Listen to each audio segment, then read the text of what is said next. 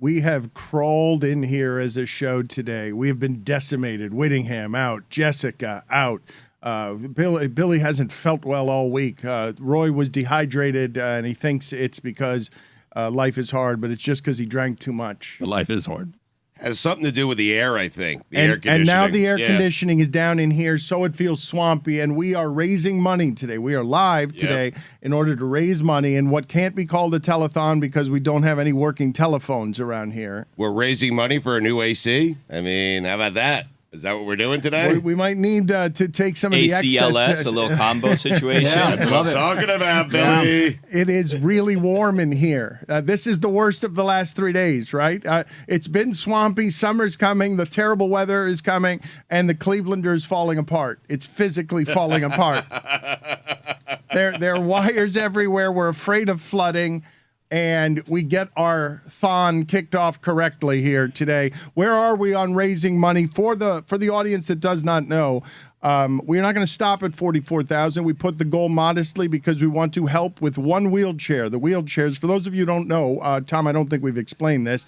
The wheelchairs help with communication late in life. The wheelchairs are vehicles that change. They're that expensive for a reason. Yeah, they're $80,000. Most people can't afford a wheelchair, a motorized wheelchair to get around. Get your independence back with ALS because it is a disease where your muscles shut down.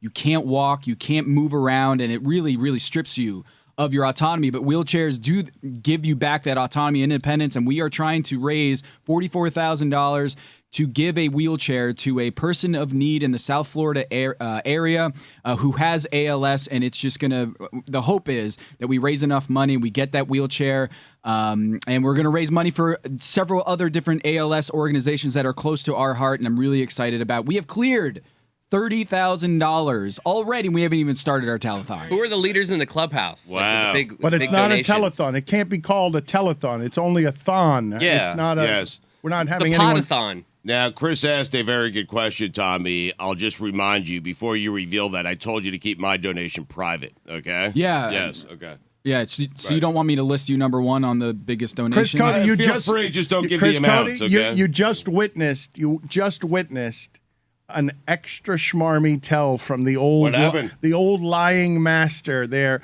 when he called him Tommy. Yeah, I was like, what is Here that? comes the scheme when he's a little extra Tommy chummy. boy. No one calls Tom Haberstroh Tommy, but when he comes in with a Tommy, there's an agenda, there's an angle. I'm going to be extra chummy because this MY at the end of this word is going to make Tom forget all of my evil before this. I got you, Stewie. Thank you, TH. I mean, We're having a bit of a struggle, Dan, because this is our first official thon.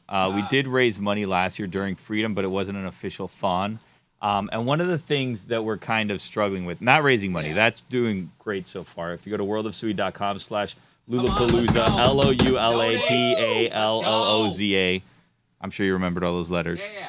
Then you can donate money there. You can get tickets. You can watch the Marlins game with us today. We're going to be doing a little thing at the bar before the game at the Bacardi bar in right field. You've been really 5:30 nebulous to with that. A 6:30. little thing at the bar. A little thing at and then the you wave bar. your fingers You know what I at mean? everybody. The I don't know Bacardi what bar. you're promising. Yep. Yeah, the Bacardi bar. A little thing. Yeah, 5:30 to 6:30 pregame. First Are there pitch, liability 6:40. issues? Is this what the We're just problem doing is? a little thing at the bar. Here's the problem, Dan, and here's my problem. And I'd like to see if you guys can help me with this. A number of things. One, we need to kind of figure out, we never really kind of pinpointed what we were going to do to kind of motivate people to be donating this enrages today. me that you guys have all year to prepare for this. It enrages me that you arrive at We're a place. doing great. Today's not a day about rage, Dan. Today's about happiness because and raising Haberstroh money. comes in here today and says Yeah. something half-assed, like they're going to throw pies at my face every $2,000. I'm Well, like, 'cause- what, you guys just went to Publix with an idea and bought like 9 pies and that was the big plan? Well, peppers are off limits. Yeah, Dan. peppers are off exactly. limits. Man, Play it yeah. safe, Dan. Exactly. Handcuffed here. You struck the whole idea of me eating peanuts yesterday. We were going to do peanuts. I was going to eat 2,130 peanuts in honor of Lou Gehrig, who You gotta played be careful. $2,130. That word Well, is- see, that's the thing. We can't do Well, that. we had it all set up, Dan, until you Uh-huh. put the kibosh on it. So there. Mr. Peanut was going to be here with the top hat, the glasses, the We cane, had a everything. It sponsor was going to be lined up, awesome. Mr. Peanut. Yeah. I think it's the kibosh. That's a fine. You said kibosh. I mean, it's $1. Should all the fines today go to ALS? Stewie, I thought we had something. I'm sorry, Tommy.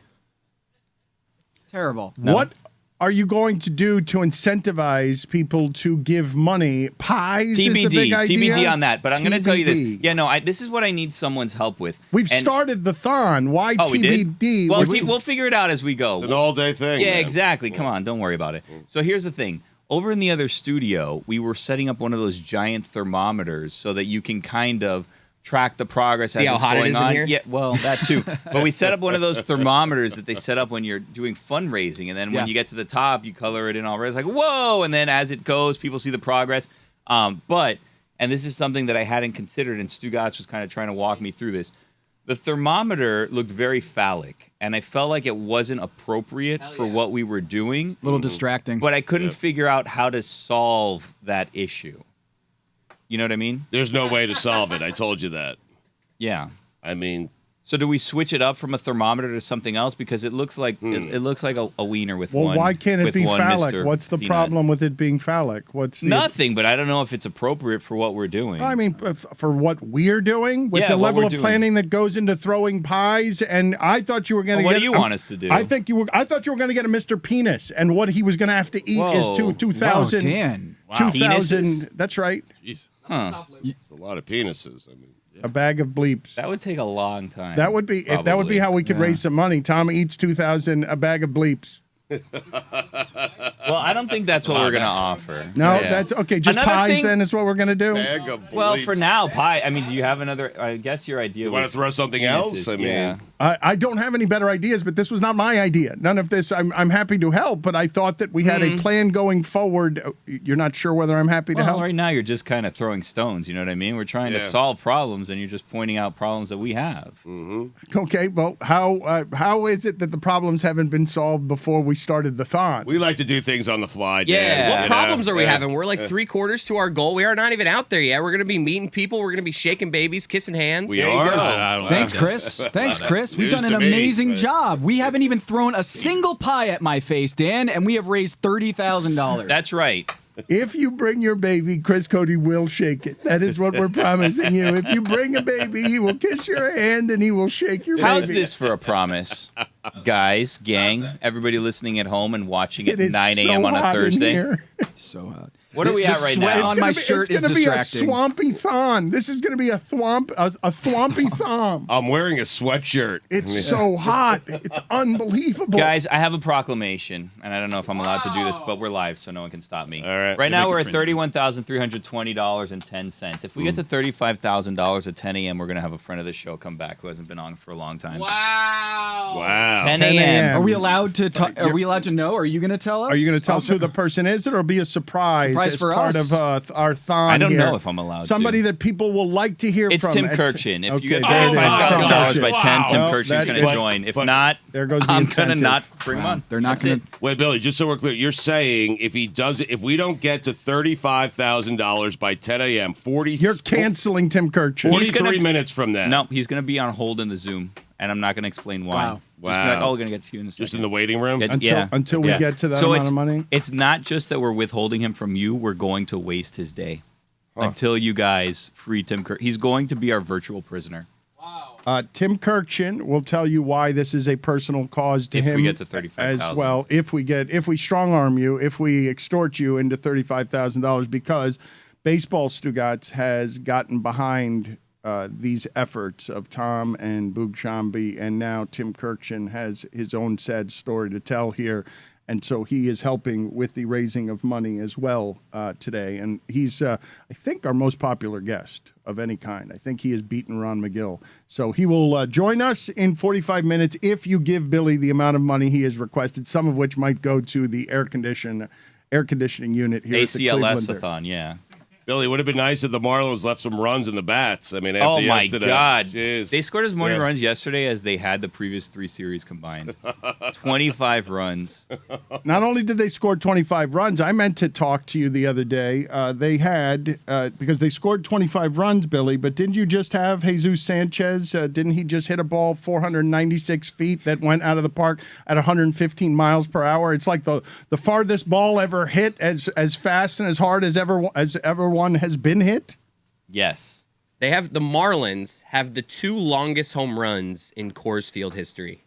Stanton and now Jesus Sanchez. I didn't like the That's Stanton weird. one. Yeah. I didn't like the Stanton one because it went to like You center didn't like field. it? Yeah, no, I've it never didn't. had that response to a home run It before. didn't look like 504 feet to me because it went to like center field, but it only went like halfway up. I want a 500-foot ball to be pulled so that it's going over something. You know what I mean? Not just landing halfway through the bleachers. Okay, put it on the poll. Is 500 feet to dead center less impressive than It is. 496 feet to left? You got to pull yanked it out of the Dan. ballpark. Yeah, you got to pull it. Yeah, you gotta pull It it. looks so much impressive. better. It's Yeah. more impressive not to pull it. I No. understand, but it looks No. better. You know? No. Yeah, it looks better if you pull it. Also, I feel like, and this is something that we haven't addressed yet, and no one wants this, but we're going to change baseball right now. I feel like if you hit it far enough in foul territory, it should count as a home run also. Huh. You know what I mean? Like there should be a home run wall in foul territory. If you hit the ball, yes, a home run That's a wall. good idea. Because if you hit it 500 feet foul, that should count for something. Sure. But how far each way? What are you thinking here? Like 5, 10 450, feet? Right? 450 like foul down the left. I'm field not line. going to tell you the distance unless we get to $40,000. Wow. Yeah. Look at you. Eddie play. Yeah. Wait, And but, so I'm thinking, like, does that mean you get a home run or a single? Like, if you hit a foul ball that goes 500 feet, But do it you hits get a the home wall. run? No, it hits the home run wall. extra walls, 4 Right. walls, Yeah. single wall, double wall, triple wall, home run wall. Like that. Are you willing to give like a 12th of a run or something? Like, no, don't be Enough ridiculous. math in baseball. Yeah, don't be Actually, No ridiculous. ridiculous. practice Enough. going, get out of here. Ridiculous. You could reach the show at any time at LeBatardShow. I wouldn't want to be ridiculous around this subject matter. As you, still don't understand what the reward is for hitting a giant foul ball and the 4 walls that Well, you're. home run if it goes over the home run wall. Distance TBD if we get to $40,000, or triple if it goes over the triple wall. And so, but how are you et cetera. building these walls? Or you're just How do you build building any them- wall? I don't know. We don't One normally brick at a time. Who's paying for the wall? Right. There you go, Yeah. Mexico. Dan. What? We're All right. raising money today, How about man. this? So How snarky. about this? Can we do a thing? Can we, because we sometimes have topics that will go on for a little bit. Can we have a thing where we can kind of implement a number? If we get to this number, we will change the topic today. Just to raise money for ALS. Change the topic or Like if we started going down a Mexico wall path, we'd be like, guys, if we got $50 in the next like 30 seconds, we'll just move on. I mean, do you want to open up? If you want to make it a telethon, we could open up a phone line just so that if we raise a certain amount of money, somebody can just call and insult me directly. Phones don't work. Yeah. I think they might We're work. hooked up to the AC line. This- Are you buying pies? Are you buying pies? I'm sitting right here. How am I going to buy pies? Well, but what are you doing? You came in here saying that you had some sort of plan to get the money up in the thon by buying or having people throw pies at you, and it was a half-baked idea, and you still no, haven't. the pies will be baked. They will be fully baked. And Dan, I've already sacrificed my face for this cause. I'm gonna get a strike zone of pies. My face is the strike zone, and you're saying I'm not doing enough. Are we Dan? still doing pies in the faces? I thought that was over. It's It'll never be like over, Bob Dan. Newhart. Never. No, It will never never be be over. over. It'll Nope. never be over as a comedic device. I just felt like we retired the pie in the face like during Hee Haw, didn't we? Did you have Bob Newhart as a prop comic? Hard. I'm talking about 70s comedy. I feel like the pie in the face is something nobody's done in 50 years. Well, it's back, Jack. Stugotz, has pies ever left? Pies in the face. Have they ever left comedy? They've never left, and they never will leave. I mean, why would you leave that behind? It's one of the staples of comedy. I have an important update. The pies are on the way, I was told. Now, here's the question. No, I'm not lying. I got a text. It says the pies are on the way. It's What from is the Kristen. best pie to throw? Yeah, what kind of pies are we talking? Is this like a pecan pie? I feel like it's that just, would be. I don't even feel I like don't it's, think we it's can do just that. it's just whipped Coconut cream, cream. right? It's not Nut like if you throw allergies, a yeah. hard pie at someone's face, that's not funny. All right, so the idea is if every $2,130 we raise, one pie is thrown at my face, don't we have to have a starting point, Billy? Like That's another issue that we had. Yeah, I'm glad you guys met about all this. Beyond the before phallic this. thermometer is we need to kind of have the starting point for this so that we can add up 2130. So should we just start it right now? Right now we're at 31,560.13. And no, it's a lot of math. no Tim Kurkjian at the moment, people, just, in case you're keeping score at home. So should we start right now at 31,560 and then just add 2130 to all of that? It seems like a lot of carrying the twos in there. Nah. What if we start at 32,000 so it's a flat number so we can do the math? A pie in the Fine. face was first seen in the 1909 silent film Mr. Flip, starring Ben Turpin. Oh, who could forget Ben Turpin? Classic Turpin. Yeah. Put it on the poll, Guillermo, at Lebatard Show. More classic comedy bit: pie in the face or the banana peel? Slipping on the banana peel. I mean, I want to say these have been dead for 50 years. You guys are telling me these are Hall of Famers. You guys are telling me that the pie in the face is a comedy Hall of Famer, that it goes in the Comedy Hall of Fame. Look, we wanted to tie in with baseball. You throw the pie in the face. Right. I mean, you need to stop doing it as if it's anything successful over here. All it is over here is a failed idea. I'm very just, sweaty. How so? People will give us money because they are charitable and because they're very kind about being given. Tom has done very little to earn this in the planning of how it is he's incentivizing this. I went and interviewed Dr. Benatar at the ALS Center and did this whole video. I patched this thing together. Chris Cody just brought in a comedy classic, which Hall is of Famer right here? the Hall of Famer of removing a kid's nose. Kids love it. Don't give it away. Don't give it away. Staple. If we get to 33,000, Chris will do another magic trick. Horrifying a child by stealing his nose and moving it from one hand to the other. A comedy classic. The The Three Stooges. The horrified child. Yes, it is. I believe that is a Hall of Famer. Yes, horrifying a child by making the child who has not yet had a mirror nearby thinking, "Oh my God, my crazy uncle has my nose in his hands." Used to get me every time. It would, and I'd grab it in my face, but you can still get me with that. I want to read something here because... Wait, Dan, is that a coin behind your ear? Is the coin... That's coin, magic, I feel like. I don't feel like the coin behind the ear is as much as a Hall of Famer as the nose, the stealing of a child's nose, is it? It's the only... If anyone in our audience knows two magic tricks, those are the only two, correct? Or the handkerchief disappearing in the hand. That's one. What? It is? I can't tell you how to do. I know how to do it, but You do? Well, don't give up the goods yet. Right You now, know, for how many thousands of dollars will you bring out your handkerchief magic trick that none of us What do you mean have there's seen? a prop? It's magic. You don't need props for magic. Just do it now. Give people a little treat of what kind of magic they can be buying. I know how that trick is done, but I unbelievable. can't do it today physically. All right, enough excuses. I got his nose, and is not getting it back until we raise more money. Wow. All right, very good. Chris is going to live without a nose Chris, forever. You're playing hardball today, Billy. Okay, Chris, it's okay. I'm sorry Billy did that to you.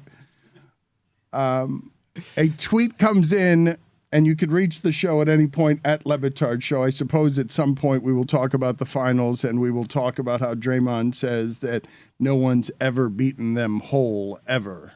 I guess that he's taking out his suspended game series, right? When he says no one, that when we're together and we're healthy, no one beats us.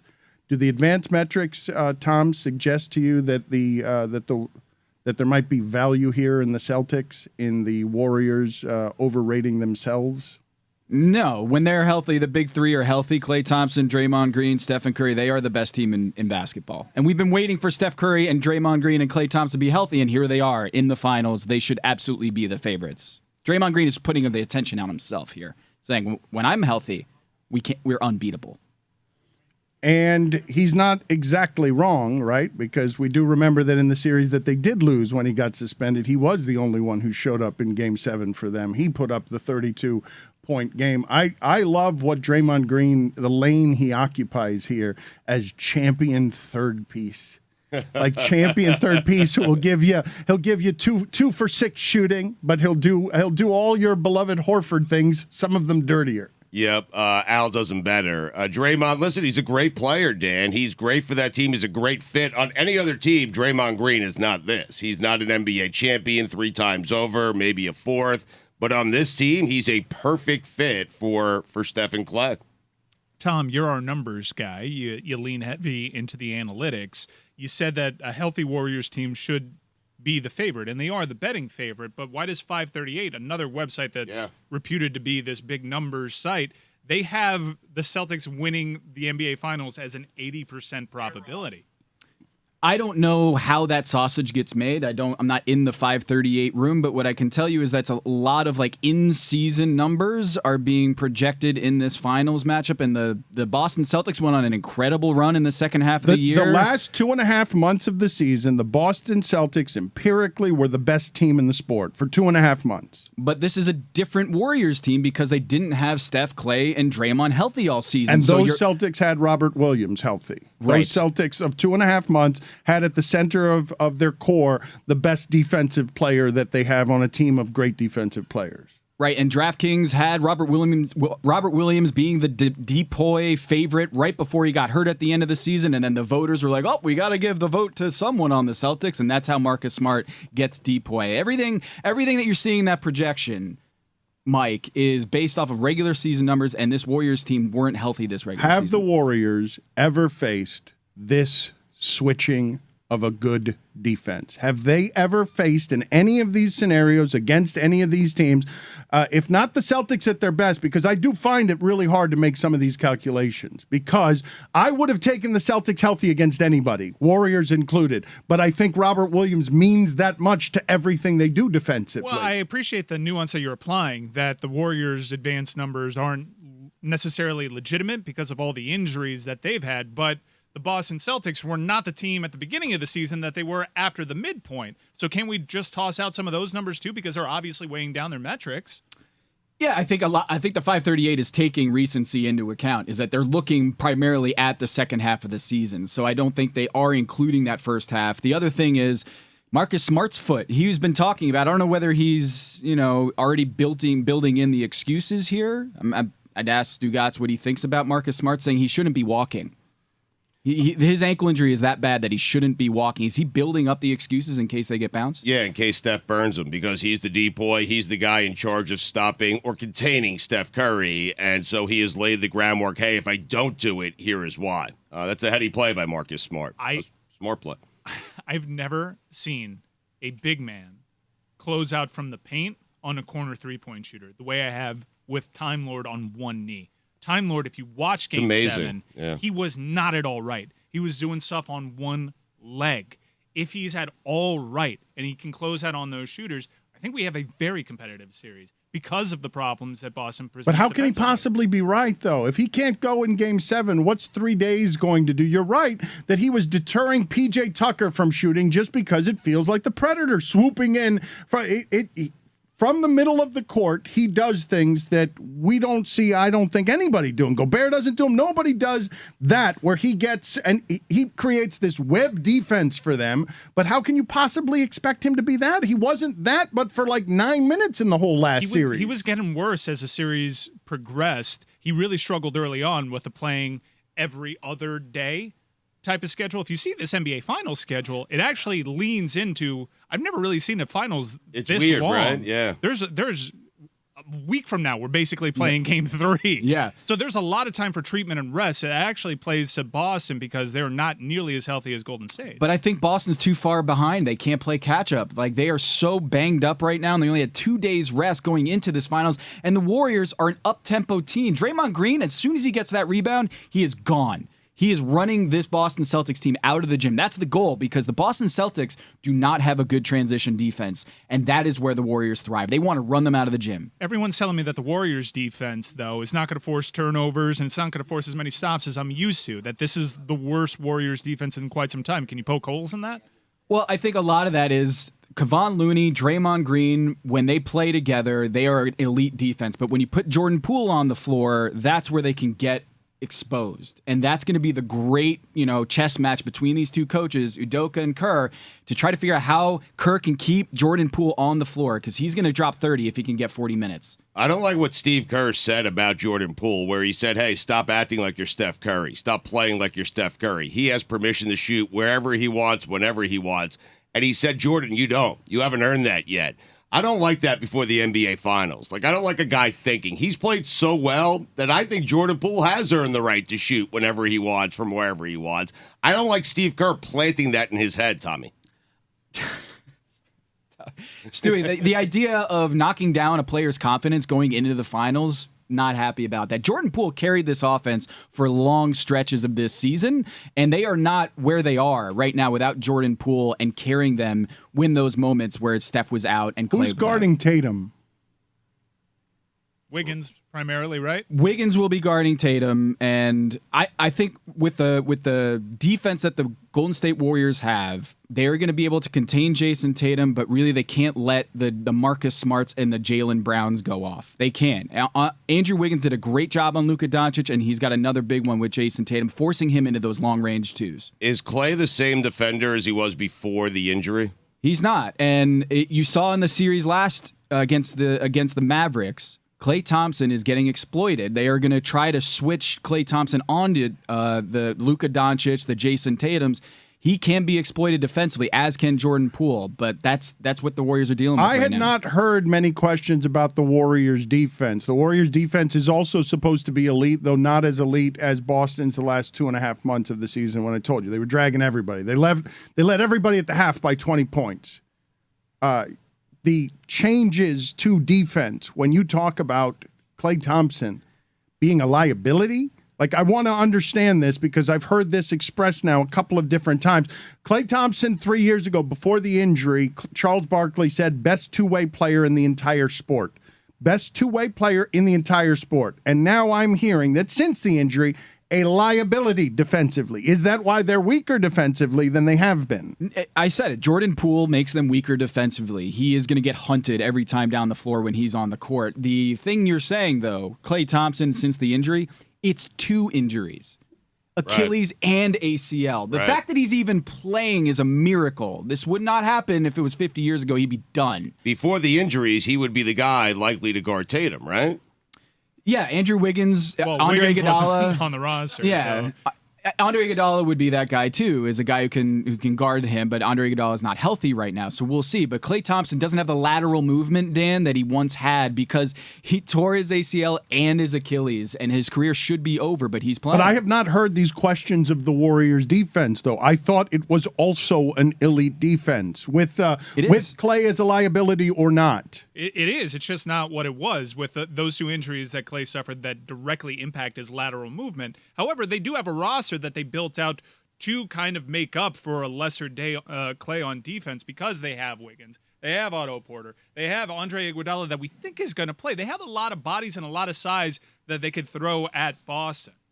And the other thing here is, Mike, is that a lot of people are doing the whole switching defense, and that's a great way, if you're on offense, is to try to find the switch. Find the player who is going to be a liability defensively and get that switch. The Warriors don't do that. The Warriors don't switch. Okay, they actually fight through those screens so that you can't hunt for those switches where you can get Klay Thompson on an island or Jordan Poole on an island. So that worry is mitigated by the system that Steve Kerr has put in place. We saw Udoka actually hunt Strus the entire time in their half-court sets.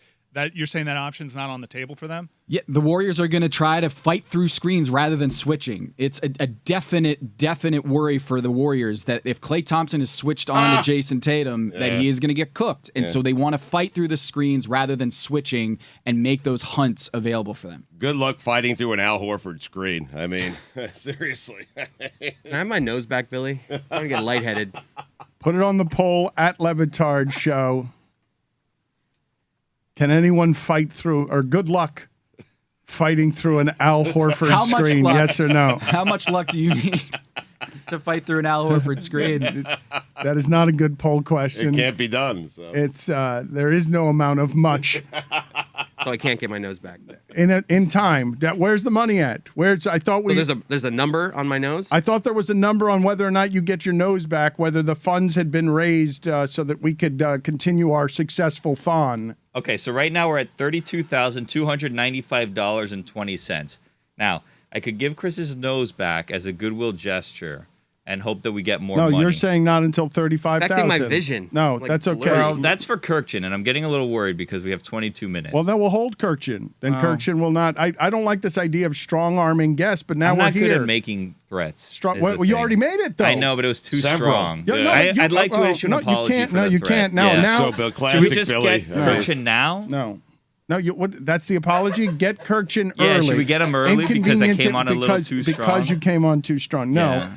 And the pie thing. I mean, with every $2,000, I guess we thought that we had a money tree that was just going to be evidently throwing not. pies our way. Yes. But so now should we just do a pie for fun? Well, yeah, maybe a Kickstarter pie where people see how awesome it is to throw pie at my face. I don't think we have the pies yet, though. I just have my nose back. Yeah. You can't have your nose back until $35,000. What? I'm literally dripping blood. But Kurkjian can come on before? And also, Kurkjian cannot come on before $35,000. So Kurkjian will just wait in the waiting room. We have time with Kurkjian, plenty of time. But until that money gets up there, he will not be allowed. He would just be sitting there staring and waving at us. And you will keep Tim Kurkjian waiting, and you will keep Care and Cure for ALS waiting as well. So now we are threatening you. We're actively extorting you and threatening you in the name of charity. Somebody writes in here, though, Stugotz, you know the way you talk about Joe Rogan really does prove you haven't listened to his podcast enough or him enough. You're just so off. It's so unbecoming, so eager to show that others aren't inclusive or intelligent or progressive enough, yet you can't see your blind spot. Is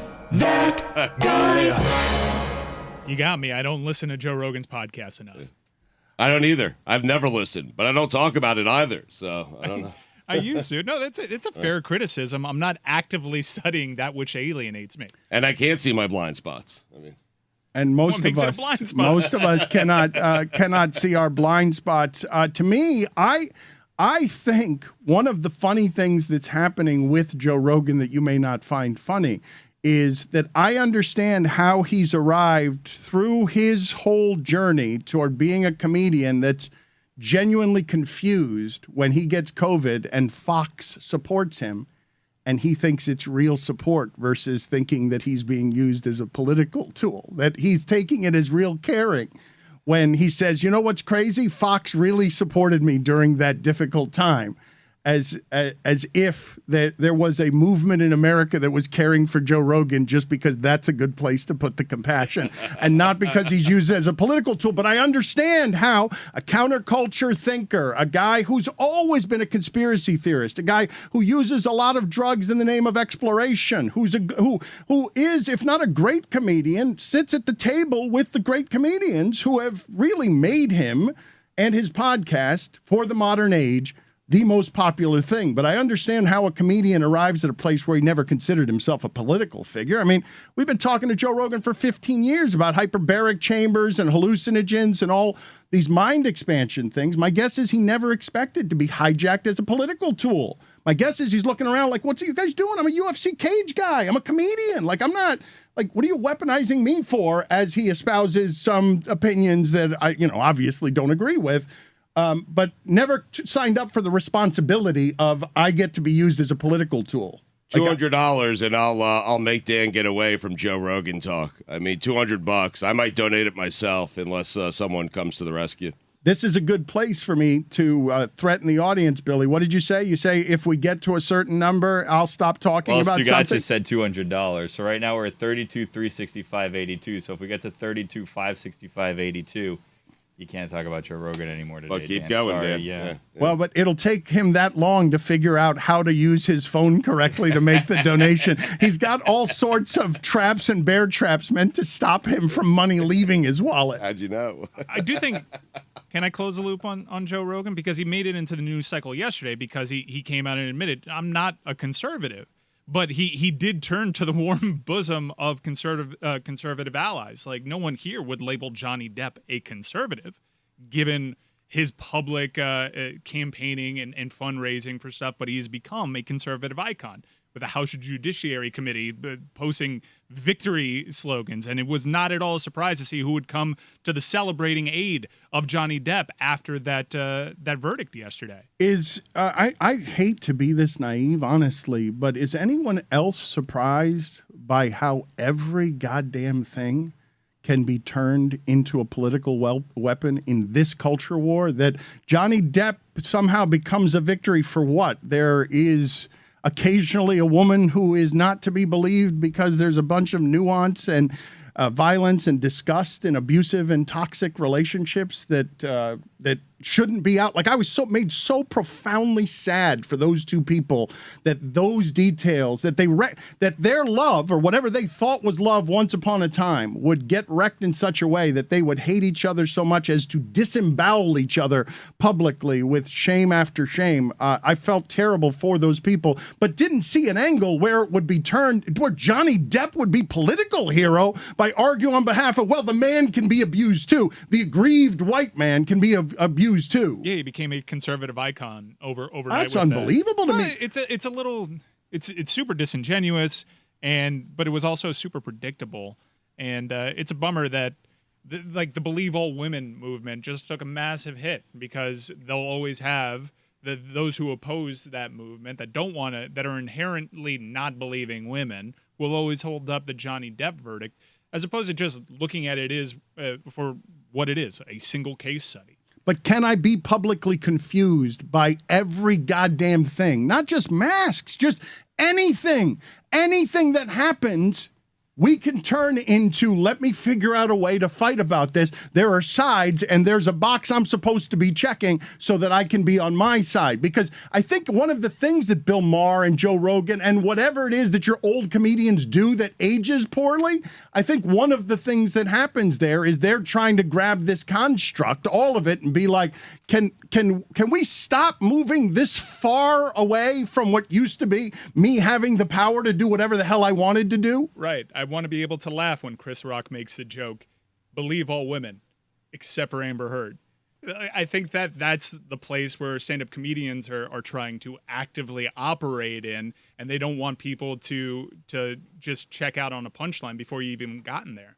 Dan, I have some news. The Rogan book is closed for the day. Okay, it's over. I love closing a book. I mean, it's my favorite part of the book. You love never opening a book. You know, are we done? It's done? The money is in now? I can stop talking about Rogan? No, you have to stop I talking can get about my it. I notes. have to stop talking about And Rogan? we're $100 away from you having to stop talking about comedians. So Okay. $100. Okay. Brady Sam, I like contract. that one. The Brady contract's next. Okay. Which one? Let's do it this Any way. Brady I'm contract? for the idea of punishing the audience this way. very quickly. We're at 32,762. Comedians done? Yeah. What's the benchmark that we have to put a Aqib Talib talk at? Because I'll donate. I hear a lot of people saying I'll donate without actually donating around here. Chris gave his nose for the I've got a cause. lot I'm of going to a people. baseball game. Why are you got- looking at me? Equal sacrifice. Are we still going to be raising money at the baseball game? When does this end? When does I'm this never going to thon stop end? raising money for this cause. That's right, Mike. You will sit through how many innings today? Don't count on any, but What? I'll be at the bar. A bar. Yeah. Please no pictures. You're going to be hiding from people. You're actively turning don't touch going to me. a baseball game into a punishment. You're going to be hiding in one of the parking lots, Just wait from a distance. eating churrasco on a stick. I'll just be drinking That's it. So when was the last time you went to a baseball game and watched it? You and watched and sat down and watched. sat down and watched Detroit. a Detroit. I went to. Oh, so 'cause I recently. wanted to see. Yeah, that's a good ballpark, and I enjoyed the novelty of it. And I drank from a beer bat, and I was rooting for Miguel Cabrera because there was actually somebody on the field that I had a connection to. I don't really have any of a connection to it outside of you being my friend and me wanting to support this cause. So I'll be there. Just don't touch me. Was the game before that the first game at Marlins Park? You and I went to that game. No, I Dan told- went to a big Heat game. You and I said it was the biggest sporting event in the history of South Florida. I was wrong. Dan went to the right event. I think it was OKC in the Heat. I think I've been to Lone Depot Park 4 times. I watched a game, the first game ever there. I sat in my seat and actually watched the game. Every other time, I've just been at the bar and a game has happened around me. And I told Samson that apparently one of the games I went to, somebody hit for the cycle, and I found out afterwards. I feel like that's the allure of baseball, though. Like, you can take your kids to the game. You don't have to watch every pitch, whereas if you go to a basketball game, it's really intense. Like football, there's some breaks here, but baseball does feel like a leisurely sport. I like the lights at Marlins Park. I went there to watch the Bucks Celtics game, and they did this light show and off in the distance. I'm like, hey, that's cool. Now turn down that racket. Is the ballpark going to have air conditioning? Can we figure that out? Yeah, It I has hope so. AC. Yeah, it's an It's AC. very swampy The in roof here. is gonna be closed. Do We we got know that when storm. we're getting this fixed? Arthur, is there any It was word from fixed the yesterday, wasn't it? I Clevelander, mean- from anyone on when it is? Because I love the idea that this live thon that we're doing, and I'm going to take a break here in a second, Mike, because I need to go get a mop for my face and a towel, that we're raising money in this thon, hundreds of dollars at a time, tens of dollars at a time, threatening the audience while sweating here, doing a live show we normally wouldn't do on Thursday. I just broke it to a sizable chunk of our show that we're getting hit by a named storm this weekend. No, I don't think it's gonna be a I think it's hurricane, going to but- be a depression. Yeah. No, hurricane Really? season has already started earlier Yeah. than Hit by ever. a No, I depression know, but it today has by to going be. How to much this to game. get me to stop talking about climate change, Billy? How much is hurricane $6. season? Book is closed. Who's telling you about this storm? Is it Phil Farrow? He's got a podcast now where he scares the daylights out of everyone. That's true. I mean, this guy Phil sends you to Farrow has- Publix. Has Yeah. a podcast. Yeah. Just Weather or not. the weather terrorist, the weather terrorist. Whether or not. Whether or not, it It's a should great be. name. I'm brilliant. jealous. Brilliant. Is the Saban Jimbo Fisher thing done because Saban and Jimbo Fisher say that it's done? It's because never done. I must admit, and I had to go at Nick Saban. A lot of people did, including Jimbo Fisher. Nick Saban has walked this all the way back. He broke the code. He broke the honor amongst thieves, and he has apologized as much as he is capable of apologizing. Nick Saban has. It was a real regrettable moment for him because he shined a light on his program's own, I guess you could say, infractions, but under the radar infractions, because it gave everybody license to go at him. Does anyone understand the mistake? That seems like a real amateur mistake from your CEO. Understand why he did it or how he could make that kind of mistake? If you're Nick Saban, Mm-hmm. champion CEO, and you are threatened now, because I've told you before, all these guys are control freaks, all of them, and there is an absence of control once you get the players getting this much power. And Lane Kiffin is throwing his hands up and saying, hey, no matter how good a recruiter you are or a coach, nothing beats money. Right. Because now we're in the money game, and Nick Saban is publicly, weirdly threatened in a way that guy's made some public mistakes at a microphone. He hasn't made one that has required this profuse an apology. And it seems like for a guy who doesn't like distractions, interesting to anyone listening to this who cares about sports, hey, what are the roots of the mistake that Nick just made? Because he's like, that's a really amateur mistake, Stugotz, to name one program, the one guy that you know will come back over the top at you and like, hey, I know all your shit, man. Like, why? And then to get him to back down, tail between his legs before the SEC media day because Jimbo Fisher spanked him into a corner. Like, how does that mistake get made? He named two names, two schools. Dion was the other. No, he named Miami too. And he named Miami. He You're named right. Miami basketball. So I think what Nick, if I had to guess what Nick was doing, it was a calculated mistake. He knew what he was doing was wrong, but he was also sending a message to the people in Alabama. Hey, if you want me to compete at the level I've been competing at, that's how Jimbo's doing it. That's how Miami's doing it. Someone needs to step up and give us some cash. So it's not a mistake? Oh, it's a mistake because he apologized for it. And if you want to go to the seeds of it, I think it's ultimately narcissism. He has built this great dynasty. He has operated sanction-free, attention-free from the NCAA. Somehow clean in a land of cheaters, Right. beating even the cheaters and nothing on Alabama. Every cutthroat move that I'm not going to say Saban made because there is, if I didn't see anything, I don't know anything type of deal when it comes to college football. But that program is Teflon. And it worked himself into a place where he actually thought he can get the NCAA to do his bidding. So when I see him make that mistake, I was just, my jaw dropped because how do you not know how the sausage is made? How are you lacking in this much self-awareness? And then I realized, oh, because he's a narcissist, because he's earned being a narcissist. But it is a bad misstep. But Mike, you don't think he's sending a message to Alabama fans like, Oh, hey, he is. let's That's go. what Lane is doing every Yes. time. Every time Lane says it's about money, Lane might as well have that phallic thermometer right next to him because he's just trying to fundraise. Do you guys understand that it can be narcissism? And I understand how Nick Saban would come by every ounce of earned ego that he has. But and it happens to anyone who's aging, Stugotz, when you're perpetually competing against not just younger people, but general evolution. Old man gets got is something that happens no matter how much of a champion CEO you are. This thing has shifted so fast on him that he acted On either everyone. emotionally or some other way in something that can only be described as a mistake when you're a guy who doesn't apologize for much of anything and rarely has to. And he sucked the air out of SEC Media Day, and even Jimbo's like, I'm done with it, I'm moving on. But it's also with the threat, go ahead, Nick, say it again. Say it again. Like, I'm done now, but go ahead, Nick, say it somewhere else to somebody else and see if I'm not right there chipping at your ass, because we're all cheating out here. It's a big example, too, because if Nick Saban can't survive the blowback, that he has to walk it back, it sends a message to everybody else. You're not going to bring this into light. Right now, we're operating Wild West, and NIL has given us a license to do things that we had to do in the shadows that could have gotten our programs in big trouble. You're not going to talk about this. You're not going to highlight everybody else. But I will say, while the book seems closed now, it's going to reopen October 8th when those two programs get together. I just don't think college... Put the kids to bed? I mean... I want to be there for that game. I don't think I've ever cared about a story in college sports more. The idea that these guys would tear each other's face off as soon as the money appears for the players. Like, that the whole construct of all of it would come falling tattered in shreds because we all see how professional and ridiculous it is.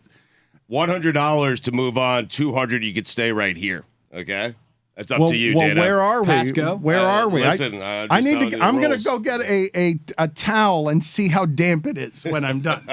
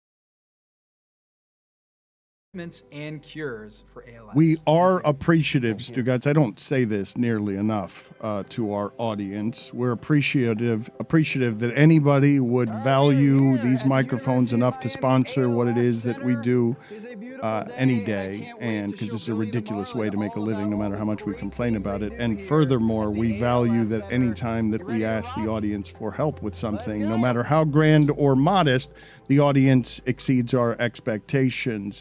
Tim Kurkjian is now in the waiting room, where we are holding him actively hostage, threatening through charity to extort you for money on behalf of the ALS cure. He will not appear. He's waiting there, and we are wasting the man's time, and we will not go to him until we reach a certain number. But Billy, have we reached any of the benchmarks so far on some of your half-baked ideas? We have. Chris is now allowed to do a magic trick at some point. You can determine when that is, because I feel like you don't want him to do a magic trick. He doesn't think he can do a magic trick. Well, he hasn't gotten his nose back yet, so maybe that's throwing his confidence off. When does he get bit. the nose back? Dan said he has to get it back at $35,000, which is the same number that we need to get Tim Kurkjian on here. We're $700 shy of that right now. However, we did eclipse the first $2,130, so Tom will be getting pied at some point. I have a headache. Yes, because you lost your nose. I can understand that. Tom, you can get out of here now. I saw a room being, much like you would if you are a professional hitman in Ozark. I see a room that is tarped out there because there will be pie on the floor and pie in your face. I don't know who Billy, this half-baked idea, Yes. who's throwing it in his face? Is it Juju who's filming this? How are we doing this? So Tom did ask who's going to be throwing the first one, to which the Cuban pilot jumped up and said, I got this. So Tony will be throwing the first pie, it appears. Okay, I think this is all Gongana, a bad idea. which was a note that was made. I think a poor idea that's about to be poorly executed, but we will see as the overconfident Why don't Cuban you believe pilot. in this idea? It could be great. Look, why don't we do this? Why don't we start out with Tom, and then every $2,130, someone else gets pied? I am not going to Tom until we get to our goal. I'm not negotiating with the audience. I am threatening the audience. And furthermore, I'm going to threaten the audience with Tom Brady contract talk. Oh, wow. $500 and we get out of this, people. Yep. It's amazing that a man would get that much money for doing something we don't know he's good at. That's it. That's all. I'm fascinated by it. Stugotz got $50 million, Yep. and he's not good at this. How do you donate? I don't understand why the audience, which is always fascinated by Brady 50. and money, isn't interested in this topic. I mean, maybe the first time. Yeah. I'm more interested in what we saw yesterday out of Tom Brady, which was a rare slip from the GOAT. Did you guys see the white roots poking out the back of his head? I did. Oh, no. Yes. White hair. His roots are white. Oh my gosh. Shocking. No, I knew he dyed his hair. Everyone knew he dyed his But hair. to dye it poorly, to dye it not well enough. To slip up and show your white roots? No. And that it's white? You watched the match? No, I watched it on mute for a little bit. Well, Chris Cody can't Chris get enough loved of it. it. Chris Yeah. Cody. I loved it. I wish they could do regular golf like they do the match. Right. Because I'm like With good riveted. golfers. Aaron Rodgers Yes. and Tom Brady trying to read a putt together, arguing. You can like see their dynamics of Aaron's like, no, I like it this. Imagine if it was actual golfers. Like it is so riveting the way they have them mic'd up, the access we get to them. It is great. And Tom Brady, they did a 30-minute show after the match, which was the four of them just sitting down with Ernie Johnson. Tom Brady's going to be good at broadcasting. He I is. learned that last night. He's friendly. He's more loose now. I think he's going to be excellent at broadcasting. Yeah, he says the F word. He curses a lot. I've been watching Man in the Arena, which, while not at all close to The Last Dance, has been interesting. One of the big revelations for me was remembering that Tom Brady used to not be good looking.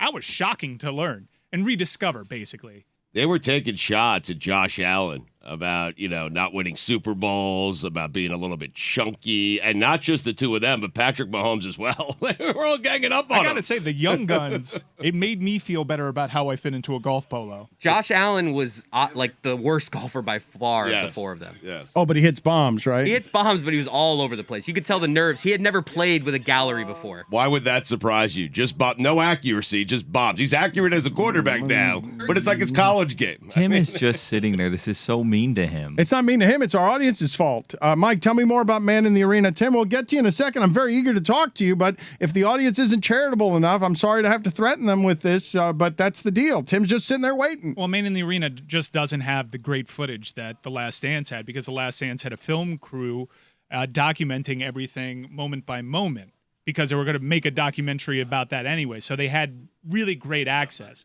whereas Man in the Arena was kind of limited to what the Patriots on staff camera team collected over the years, and it's really more Tom talking directly to camera. And I wasn't a fan of that, but it's great to be reminded of like how much we thought the Lawyer Malloy game meant to Bill Belichick. Tom Jackson did a whole thing that this team has quit. They hate their coach. This was a quote from Tom Jackson. The New England Patriots hate their coach. And I actually think it still might be the case, but it's just shocking in retrospect to know that the greatest head coach of all time was on the hot seat because he just cut Lawyer Malloy. And also, I cannot stress this enough. Tom Brady looked like a different person. He wasn't the most handsome quarterback on his own team.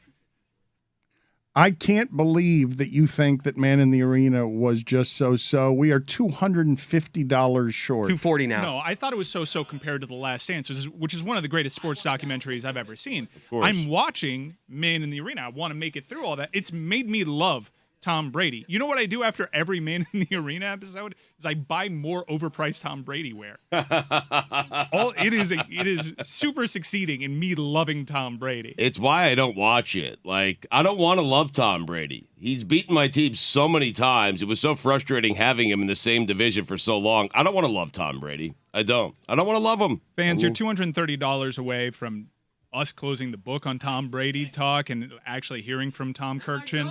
But in the meantime, I do want to say, you remember how I used to be a fan of an NFL team? Now I'm a fan of football, and I'm Rob Lowing it.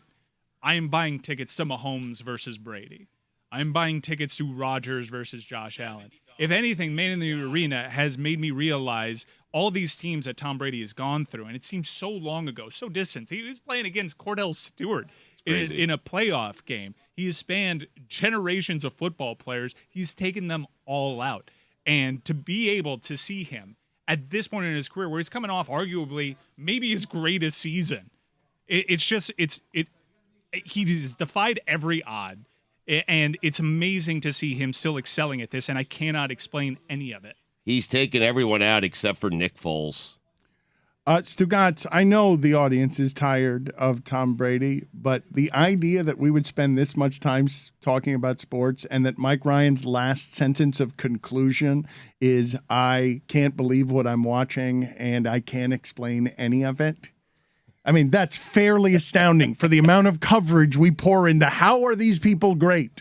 That we're all like, and he's 45 and he's got white hair and he didn't used to be beautiful and he conquers everything and he was a 6th round pick and we can't explain it. 25. And he's still MVP worthy. The 7 years past where Peyton Manning's neck allowed him to play.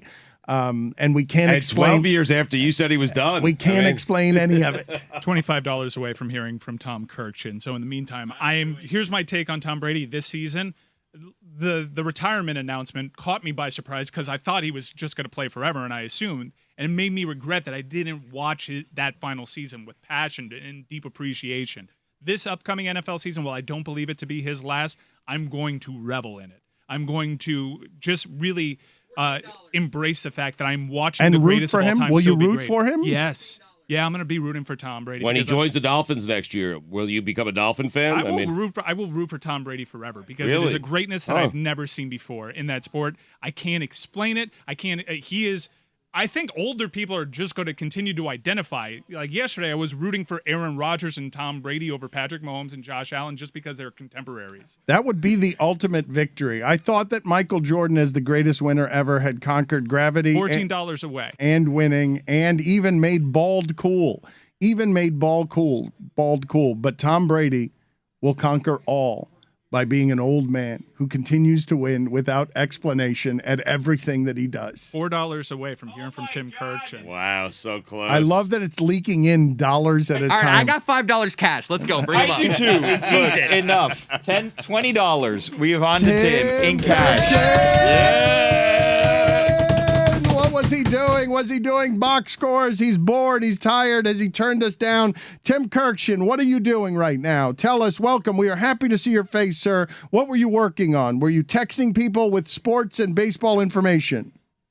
I was just responding to some people this morning. I got a lot of text messages this morning, so I was being polite and responding. Okay, I'm sorry that our audience and we kept you waiting. We are thrilled to have you. We have a new batch of looks like for you, and we also want to ask you an assortment of baseball questions.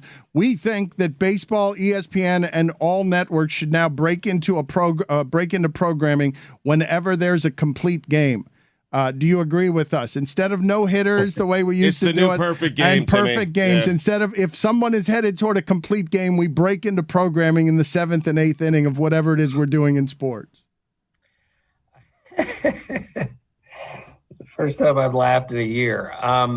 Martin Perez has 2 complete games. He's the best pitcher in the American League so far. Cy Young. And it's amazing because he's a journeyman who's got a 1.60 ERA. It's not a bad idea, Dan, given how much things have changed. Just to tell you how old I am, Bob Gibson in 1968 completed 28 out of his 34 starts. Oh, God. But not one in the 6 games he did not complete. Not once did the manager come to the mound and take the ball away from him, meaning he was pinch hit for in between innings. So he didn't complete every game, just 28 out of 34. But not once did the manager come to the mound and say, Bob, give me the ball. You've had enough. I think he was afraid of Bob Gibson to begin with. I love that. But that just kind of shows you how things have changed. I told you guys that, Warren Spahn had almost as many complete games after he turned 40 as Curt Schilling had in his career. And Curt Schilling was, a warrior in his time. This is where we are in baseball. If you go 5, that's great. Good enough. But 6, 7, 8, and now 9, it just doesn't happen very often. Timmy, have we seen the last of the ace? Is the ace dead? I'm kind of afraid that, yes, to me, the ace is the guy who finishes the game. He's going to start game 1. He's going to start game 7, and he's going to pitch as far as he can go. And he's not coming out until he says he's coming out, which often didn't happen very often. I remember Jack Morris, 91 World Series. Tom Kelly came to take him out in the 9th inning of that game. And Morris said, I'm not coming out of the game. And after the game, Randy Bush of the Twins told me, I did the sidebar for Sports Illustrated. He said, if Tom Kelly had taken him out of the game, it would have been the first time that a manager had ever been killed on the mound, because Jack Morris would have killed him. That's just the way it worked in 1991. And just fast forward 31 years later to how much things have changed. I'm glad you said this, because Dan yesterday said that Alex Wood was an ace. Tell him why he's wrong. Well, Alex Wood is a really good pitcher, and he's been good this year. But I think ace is a little bit too much. It's just hard to define an ace when we look at, say, Max Scherzer, who's a Hall of Famer, another warrior from today, and he has fewer complete games in his career than Bob Gibson had shutouts in 1968 alone. There's your difference in how the game is played. Again, a million years ago. We all understand that, compared to today. Billy wanted to waste your time here with something that he wants as a rule change in baseball. I would never. Tim, hi, how are you doing? It's Billy. It's been a while. Good, Billy. Nice to see you. Nice to see Chris. Chris, I can give you some of my nose, okay? I have plenty here. He got it Thank back. you, Tim. There you go. So anyway, Tim, Jesus Sanchez hit a 496-foot home run the other day, which was the second longest home run in the history of Coors Field, only behind Giancarlo Stanton, who hit one 504 feet. Now, I said that the second longest home run was a lot more impressive than the longest home run, because in the video, the longest home run goes to center field. It only goes like halfway up in the bleachers, right? So then we were talking about it as a crew here, and we thought, you know what? We shouldn't punish balls that are just absolutely crushed, that just slightly go foul. So we were thinking of maybe adding some walls in foul territory, and if the ball went over those walls, they would count as hits, like singles, doubles, triples, home runs. There'd be 4 walls. What do you think of this? I think it's a really bad idea. Billy. Why?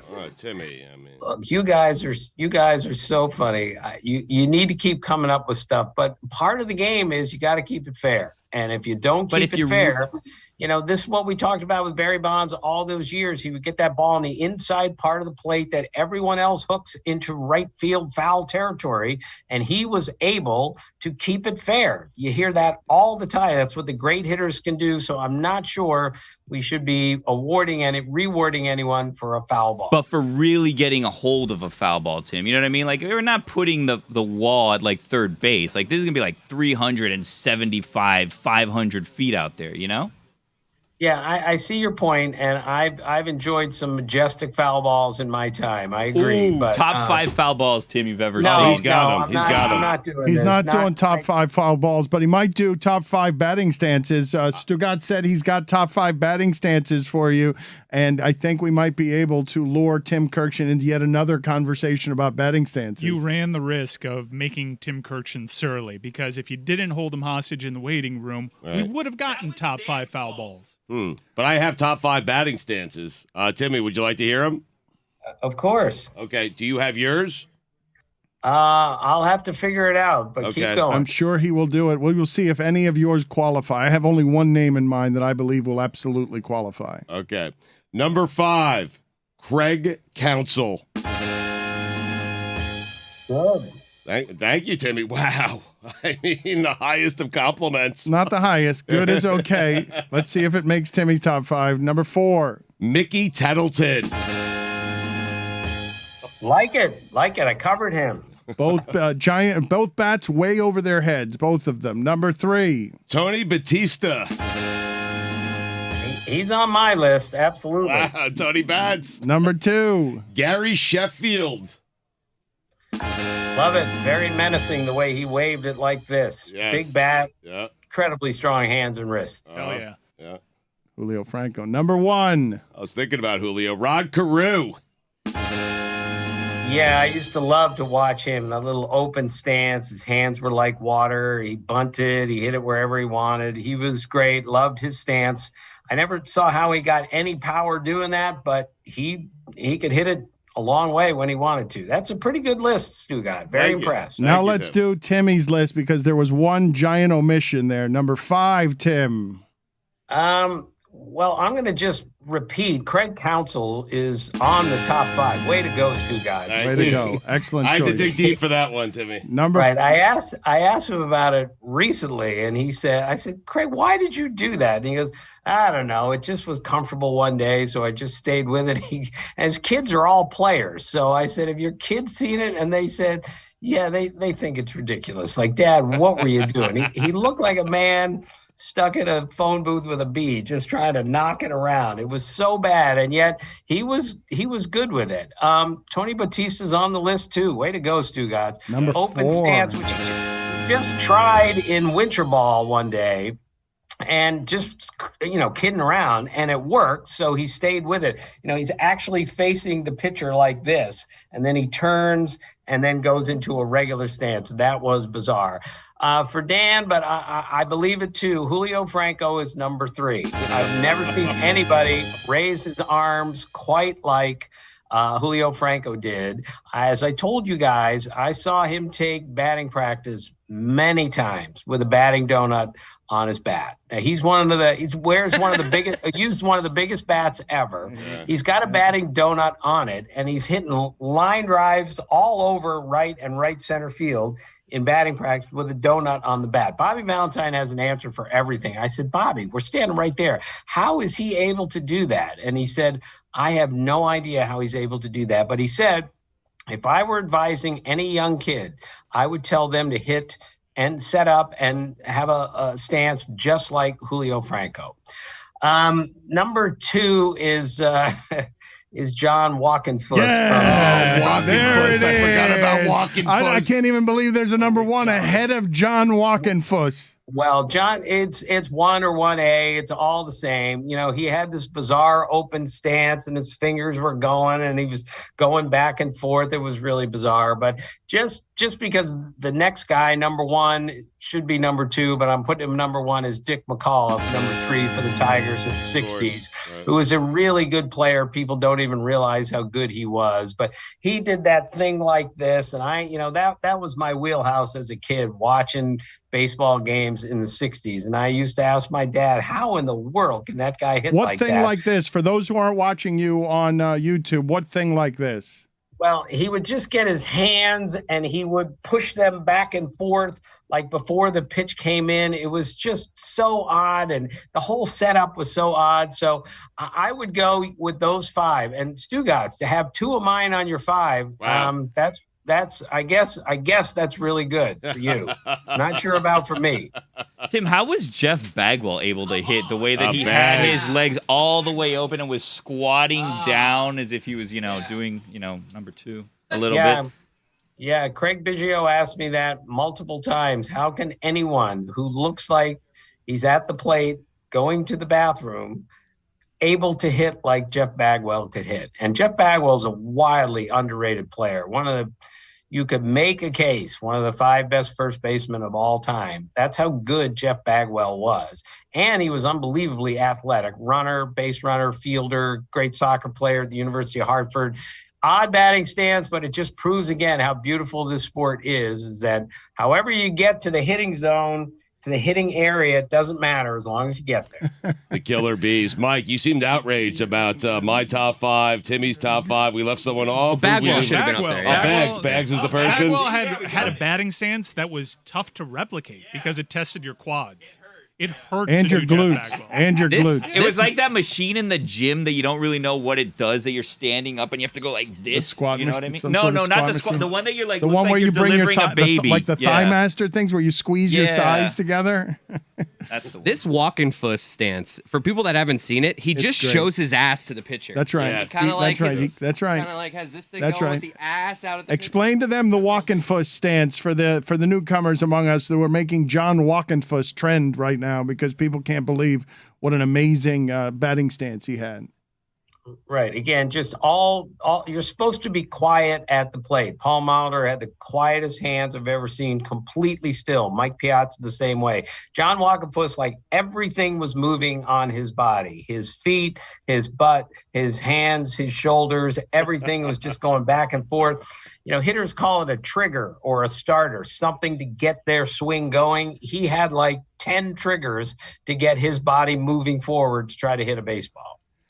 Put these on the poll, Guillermo, at LeBatardShow, please. Were Rod Carew's hands like water?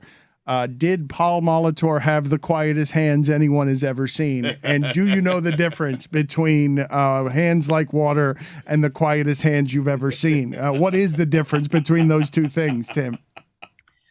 Well, most people have a violent, connection to the baseball, including Paul Molitor. But it seemed like Carew was just all so wristy in everything that he do. He would just flip his wrists at the ball, and his hands are an extension of his wrists. So that's why I've always said he has hands like water, because they just kind of floated through the strike zone at the end of those incredible wrists that he had.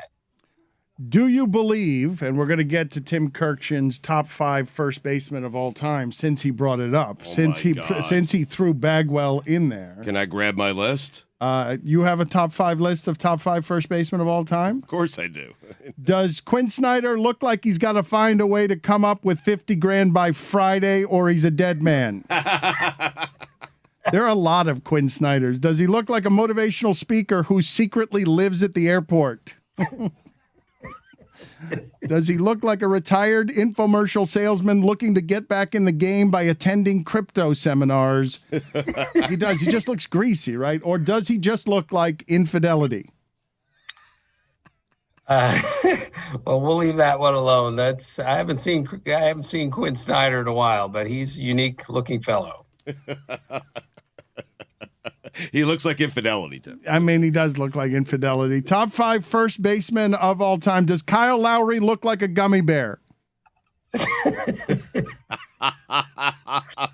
You know, when I did that horrendous hot dog race in Milwaukee, that when I ran around as a hot dog because my boss made me do it, it was the worst day of my entire life as far as being on a baseball field in any way. So after I was done and finished last by a mile, I walked in the Brewers clubhouse after the game, and Kyle Lohse saw me. Oh, you said Kyle Lowry?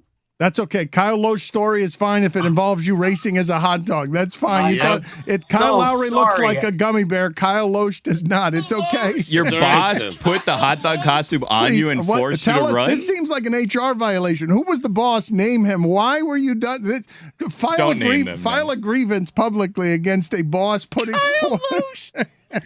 Mike McQuaid, who I was afraid of and still am because he was great. So good. Yes. He made me run in the sausage race. So the point is, I was so bad that I was just overpowered by the hot dog costume that when I got into the clubhouse, Kyle Lohse, sorry, not Kyle Lowry, announced in the loudest voice possible when I walked in, not wearing the costume anymore, there he is, the worst hot dog of all time. And everyone understood that I was the guy who finished dead last in the race. So then after the game, we have a post-game meal after the game. And it's in Milwaukee, of course. So I go back to the camp we had there, and the post-game meal was bratwurst. So I had to eat a couple bratwurst after running as a hot dog in the worst race in history. Does Dana Holgerson look like he smokes an entire cigarette without ever pulling it from his mouth? He does. Does Mike Budenholzer look like his rideshare just drove past him and just kept going? Does Devin Booker look like the cartoon version of Devin Booker? He really does. Does Nick Wright look like if Uncut Gems was a person? We got a few good Nick Wrights here. Skeezy bartender at a college town hotspot on 90s night. Who are your top 5 first basemen? Number 5, Tim Kurkjian will go out to a pie in the face with Tom Haberstroh in a second. What are you waving 3 fingers at me We've for? raised enough money in this Tim Kurkjian segment to do 3 pies in the face. Okay, Wow. 3 pies in the face. How much needs to be raised in order for a pie in the face to appear? Is it $2,000? It's $2,130 needs to be raised, and since we started this, we have done enough for 3 pies in the face. All right, we will see how this goes. Number 5, Tim Kurkjian, top 5 first baseman of all time. Well, again, this is really hard. 5 and 4 are really hard. I think the rest are easy. I've got Bagwell as number 5 just because of what I told you earlier, and had 150 run season, won an MVP, and again, a terrific all-round player who played, the first 8 years of his career in that enormous ballpark at the Astrodome. I have him at 4. Dan, I pose to you, how about instead of fanfare for 3, 2, and 1, we go to a different pie in the face? Oh, wow. Yes, I think that'll have a video payoff. I don't know whether it'll have an audio payoff. No, it's going to make a sound. I imagine it's going to make a sound. Tony, make sure you hit him hard enough to make a sound. All right, so can Tim Kurkjian, he's still thinking about it. I think he's formulating his list. It might be finalized. Well, 5 and 4 is very tricky. It's going to be interesting to see who he goes. There is a definitive top 3, Dan. I will tell you that. And before we go to that, real quick, does Mike Leach look like the first wedding guest to order at the open bar, who, as he walks away with his cocktail, gleefully announces to the growing line that drinks are on me? Isn't he the guy that looks like one of the dogs that play cards? Yes. I love that he remembers these. Does Nick Wright look like a malnourished Lin-Manuel Miranda? He so does. Does Mike Brown look like a big toe? Wait a minute. I thought Joe West looked like a big toe. Or does Joe West look like a baked potato? Yeah, I thought Bo Pelini looked like a toe. Oh, that's a good All right, one. put it on the poll, please, Guillermo. Toe Pelini. At LeBatardShow. Or is he a thumb? Who looks most like... That's Charles Barkley. Who looks most like a toe? Toe Pelini, Mike Brown, or Joe West? Does Steve Kerr look like a brand new dish sponge? Stugotz, where are you on your list? Is your list of top 5 first basemen? Do you want to have dueling lists with Tim Kurkjian? I'll give my number 5. I think we have the same 3, perhaps in a different order. I had Bagwell at number 4. My number 5 is Don Mattingly. Now, Timmy's going to disagree, but if your nickname is Donnie Baseball, you make my top 5, okay? Don Mattingly is not in the top 5, but he's one of the best players I've ever seen. And if it weren't for his back injury, he would have been a Hall of Famer. And not to get too corny here, but in his final year, he went to Buck Showalter, the Yankees manager, and said, "You got to take me out of the 4 spot. I'm not good enough to hit there anymore." He told his own manager that instead of the manager having to tell him that. And then later that year, he went to Buck Showalter and said, "You got to get another first baseman. I'm not good enough to be the first baseman for the Yankees anymore." And they traded for Tina Martinez and won a bunch of championships. That's the guy that Don Mattingly is and was. After Keith Hernandez, he's the greatest defensive first baseman I've ever seen. Does Nick Nurse look like a sitcom dad? Does Urban Meyer look like he doesn't slow down when a squirrel runs in front of his luxury sedan, nonchalantly telling his kids in the back seat, "Circle of life, kiddos"? He doesn't look like that guy. He He is that guy. Does Trevor Lawrence look like a Clydesdale? He does. It's weird. That's amazing. It is weird. Yes. Does Adam Silver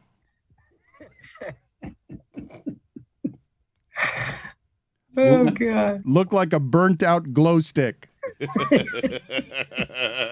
Number 4, Tim. Oh, number 4, it's impossible. 4 and 5, there's so many, but I'm going with Johnny Mize. Played with a bunch of teams, did a bunch of homers, 3 homer games. I got him as 5. I'm 4. After that, Hold on. We're building suspense. Remember, for every top 3, instead of fanfare, Tom Haberstroh is going to get hit in the face with a pie. So we now also mic that studio over there where it's going to happen. My top 3 or Timmy's? For Timmy's. Oh, God. Do you want to just give us the rest of your top 5? Do you want to just go through it since the pie payoff is going to be the sound of the pies? Yes. Number 3 for me is Albert Pujols. Number 2 is Jimmy Fox. And number 1, of course, is Lou Gehrig. And today, as we raise money to help with the, there's not really the cure, but with the care for ALS, and this is a personal story to Tim as well, the reason that he is helping us with this cause today. Let's finish up your list here, and let's get the timing on this right. So we are down to number 3 with Tim Kurkjian. I don't have video in here of Just open the door for them. Of Tom because our organization on some of this stuff, can be spotty. Hey. All right, so here we go. We're going to have a pie in the face on Tom upon the announcement of Tim Kurkjian's number 3. Tom seems like he's cheating with goggles, but you get what you pay for. I'm just saying. Tim, where are we on number 3, please? This is again 2 and 3 are interchangeable, but I'm going to go with Stugotz and put Albert Pujols 3rd on the list. Over 600 homers, 3,000 hits, got a chance for 700 homers. First 10 full seasons, arguably the best first 10 full seasons by anyone in history. His drop-off offensively in the last few years may just slide him a tiny bit behind. Can you get to it, Tim? Can you get to it, Tim, please? Please. I'm very nervous. Go ahead. Number 2? No. Hold on. We Pie need to the face. Oh, that is good. Oh, wow. That was a visual payoff. want the goggle thing. He's got to do 2 more of those. That was aggressive. Yeah, that looked like that hurt. Sounded like his nose. I can't see anything. That wasn't the throwing of a pie. It was a smashing of the pie in the face. Tony just Will Smith them. Number wait a minute. Are you ready for another one? Number 2, Tim. Number 2 is Jimmy Fox, 534 homers, 325 lifetime average, Triple Crown winner, multiple MVP winner, back-to-back years.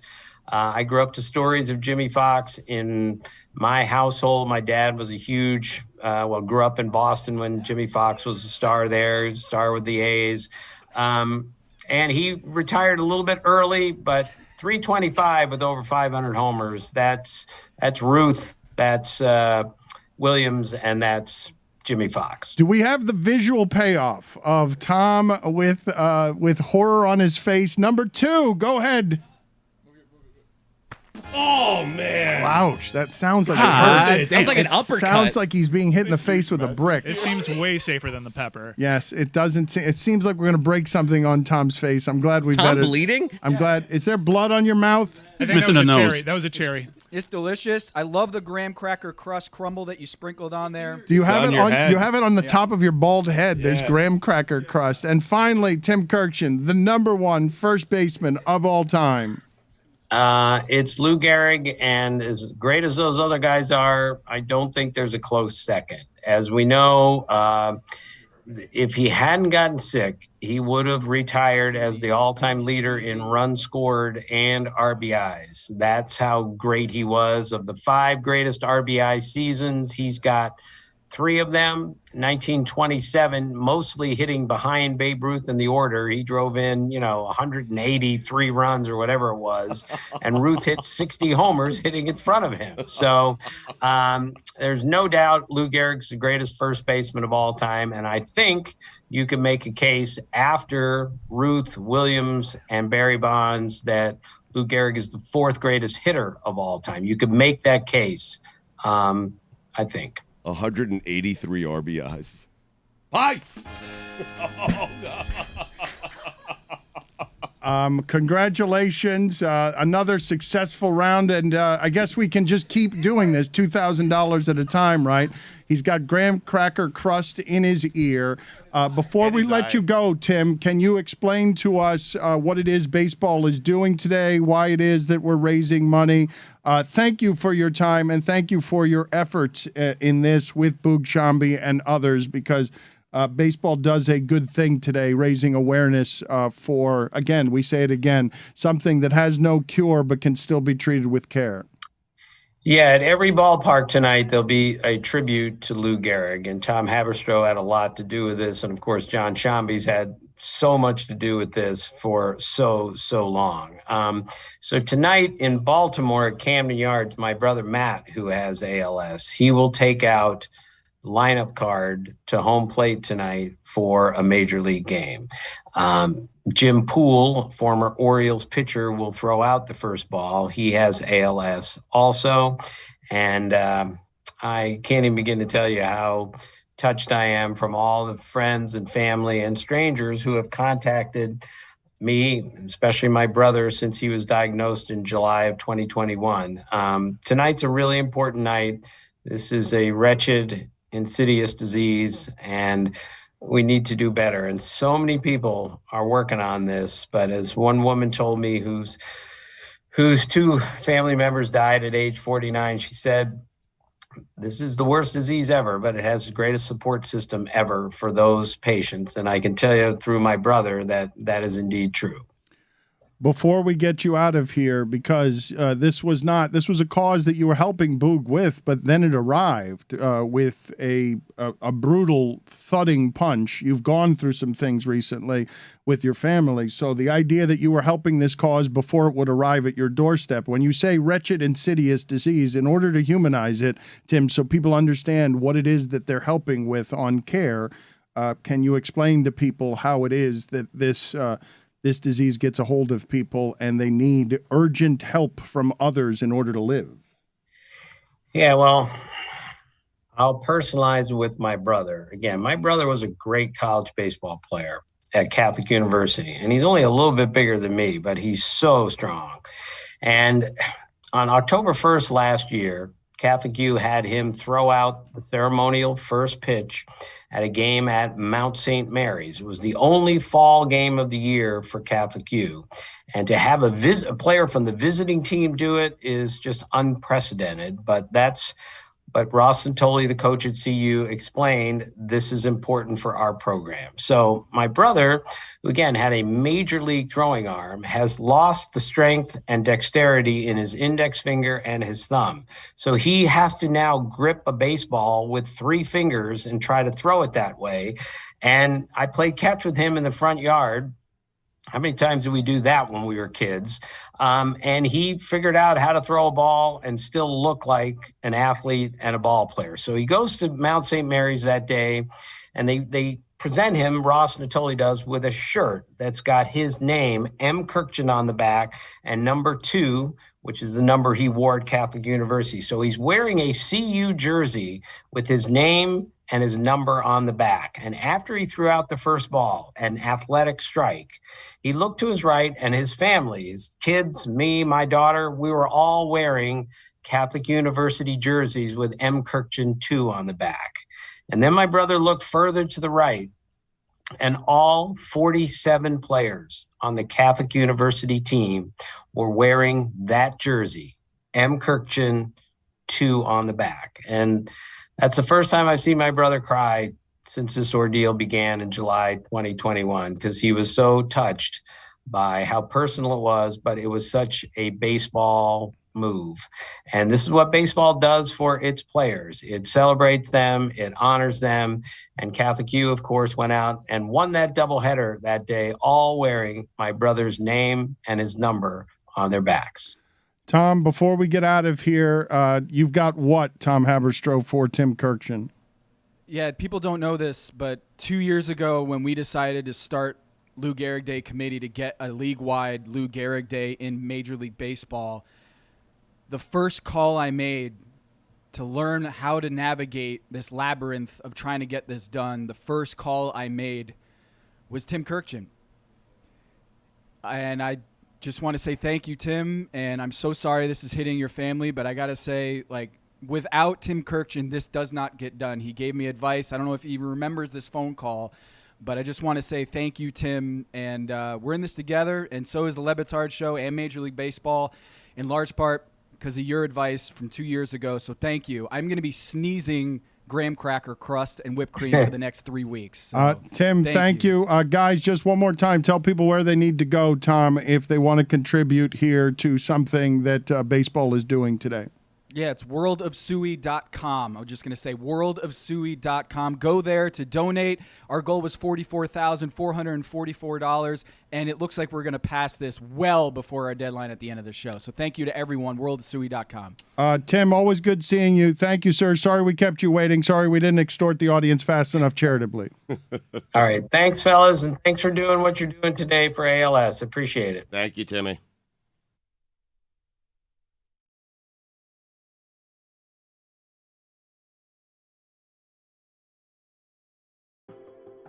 All right, we are here at the University of Miami ALS Center. It is a beautiful day, and I can't wait to show Billy the Marlin all about all the great things they do here at the ALS Center. You ready to rock? Let's go!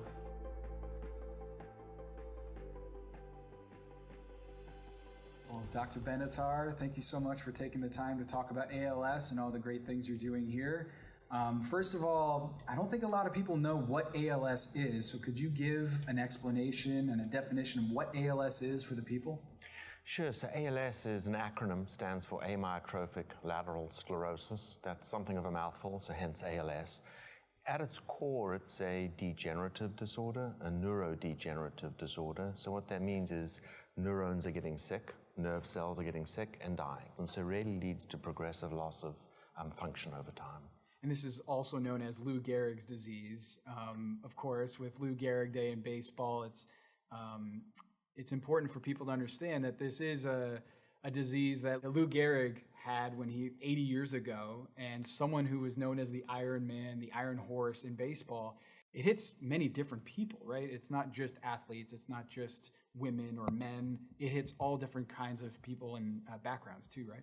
That's absolutely right. And the age of onset can vary enormously. It's unusual to see in the teenage years, but it's possible. It's unusual to see in the 80s and 90s, but it's possible. But most commonly, it's striking people in the primes of their lives. Yeah, when my mother was diagnosed with ALS, it was a really brutal process of going from a whole battery of tests that didn't seem to be very diagnostic. Like, it's not like she could take a blood test and say, hey, you have ALS. Why is that? Why is it so hard for patients to be diagnosed with ALS? Gosh, I think there's so many layers to that question. I think the one is that we do lack a diagnostic test, so it's not easy. requires somebody to think about it, and it requires good clinical judgment and an ability to discern the things that it's not and then to recognize it for what it is. So why is research so important to ALS and finding treatments, finding a cure? What are the type of work you do here? So the nature of an ALS clinic is that it's multidisciplinary. So what we want to do is we want to bring all the providers that somebody needs to the patient, as opposed to the patient has to go to the neurologist and the physical therapist and the occupational therapist, right? So we bring everybody together. Yes. So when patients come and spend time in our clinic, they spend 3 or 4 hours with us. So why is research important? I think it's the only hope, right? If we don't research the disease, understand it better, and based on that understanding, work to develop meaningfully effective treatments, we're going to continue to face the prospect of providing supportive care for people without an ability to meaningfully impact it. So patients with ALS, when they participate in research, they come into a space like this, a human subjects lab, what's called a dry lab as opposed to a wet lab. We have some electrical machinery equipment here. This is an EMG machine that allows us to record electrical activity from nerves and muscle. We can even use it to look at some signaling from the brain that's controlling nerve and muscle.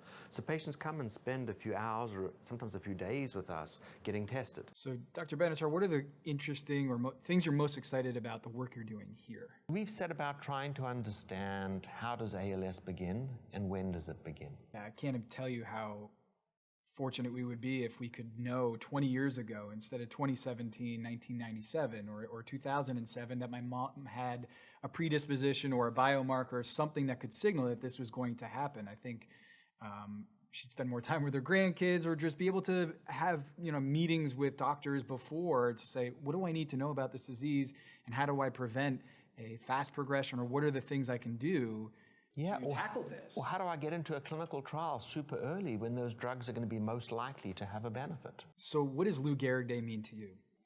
Well, I think it's about raising awareness, but one of the biggest barriers to research is funding, to support research.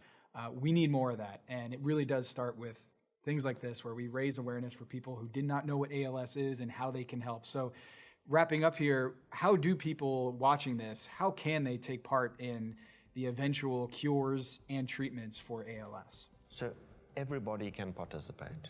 We need vast segments of the community who are well and healthy to also participate in research because we need the contrast and we need to be able to learn what's normal so we can understand what's abnormal. Well, Dr. Batard, I want to thank you for taking the time here to discuss ALS and many ways that we can combat this disease and ultimately find treatments and cures for ALS. Thank you. Thank you.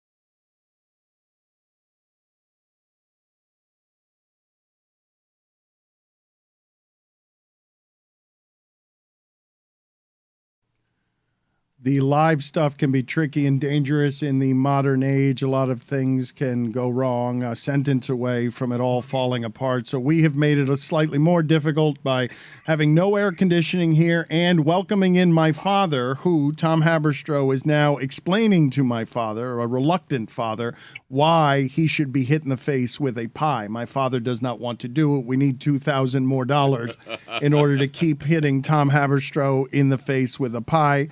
Why would your dad want to do that? I mean, honestly, who wants to do it? Yeah, Tom, what's that conversation? We're bringing in Boog Shambi now because he's been at the centerpiece of this charitable effort for a while in baseball. But the negotiations with my father have been interesting because my father never wants to do anything mean to people. So, Tom, where have you been with this? Because you're explaining what this charitable cause is, and my father's saying, I don't want to hit you in the face with a pie. Yeah, very reluctant, but once I mentioned that we're saving lives with this, he has jumped in all the way. So, Poppy, he's ready to go. All right, Poppy, get in there. Boog, explain, because I know that this has been a cause for you that obviously is deeply personal, but also you have poured an awful lot of your time and energy and infrastructure into making sure that this cause is something that has awareness in baseball and beyond. So thank you for joining us, and just tell us why it is that this means so much to you, because we're happy to be helping any way we can. Well, I love you guys. By the way, I'm the Cubs announcer, and I would say most of the time on the road, someone stops me and they drop a "Love you on the LeBatard show." Have you been to a lacrosse mitzvah lately? That's right. I lost one of my closest friends growing up, Tim Sheehy. We met when we were 7 years old. I was 7, he was 8, and in New York City, and he was diagnosed in 2005. We lost him in 2007. And in the meantime, he was being crushed by the financial burden of the disease. So we ended up having a fundraiser. We decided to start a 501c3 with the mission to help people that were, being burdened. I mean, the average out-of-pocket cost for somebody with ALS is $250,000. So, look, our space is to help the people that are living with the disease, because I think it's important to remember they shouldn't be forgotten. Full stop. It's important to recognize that Lou Gehrig died 81 years ago today, and if he was diagnosed today, his prognosis would be exactly the same. And that's pretty awful. It is difficult to segue in and out of hijinks with what it is that we're talking about here. But Boog did request upon arrival here. He said, I can't believe I forgot to bring the voicemail with me. And he brings it everywhere. Yeah, he brings it and he shows it off to people. For those of you who know, Boog has done a great deal for this cause. Stugotz has done nothing for this cause, but he did promise at various turns that he was going to do various things for the cause, including this voicemail where he bailed at the last minute on Boog Shambi's charitable softball game. Boogie, it's Wayne. Hope all's well. Give me a call when you can. Sorry it took me a while to get to you. So here's the deal. I got, as badly as I want to come up and do this, the timing on it's just, as I told you via text, I got a really good friend of mine, son's bar mitzvah Saturday night, and I have the Sunshine State lacrosse tournament Saturday and Sunday that weekend. So, and I coach the team. It's my daughter's team. So, yeah, it's going to be tough for me, bud. I'm sorry. I can come up Friday and fly back Saturday. That's, although I'm not entirely ruling it out, I just got to wait and see what time my games are on Saturday. If there's a morning game Saturday, it's going to make it pretty difficult, considering I'm the head coach and probably need to be there for that, big tournament of the year. So I should have the schedule in the next day or two. So if I can't make it up, and if I do come up, I can only come up that Friday. If I can't make it up, I want to make a donation. Just let me know other ways I can help. And, and if it's an annual thing, it's up to doing it again next year, then I'll definitely be there and just plan accordingly for it. So, all right. Call me when you can. Miss you. Love you. I'll catch up with you. I'll talk to you soon, pal. Bye. So I helped. I really love I'm not entirely ruling it out. That's the best. That's the best. I'm not entirely ruling it out, but completely I'm ruling it out. Yeah. I would like to get you a T-shirt that just says I'm not entirely ruling it out. Please do that. Listen, for everything I've done for you and the charity, that's the least you can do. So I appreciate it. right. Please get me that T-shirt. The Yes. least you can do is what you've done for the charity. You have all you have Stop done. doing this, All I mean. you have done is pledge to help, and never has he given you $1? Has there been No. $1? Well, I mean, in fairness to me, Boog never sent me the link. I mean, Oh my God! Put it in the Google. I swear to you, though, what I said earlier. I have played that voicemail for complete strangers.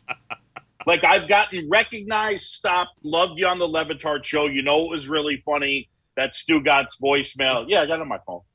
Oh, you want to hear it? Mike, Sure. isn't that your whole life trying to book Stugotz for anything? Isn't it always like, I'll fly in Friday and Saturday, and you're thinking to yourself, he'll never do that. And if I can make it, I can only make it for one day. I've received Yeah. that voicemail dozens of times in my yes, life. you have. Yep, but I'm always there. I mean, You're never there. Just the same way I was there for Boog. I've been there for you. I've been there for Dan. I've been there for everyone on this show at some point. Well, thank you. I come here, man. You've been there for no one as it relates to ALS. Are you coming tonight?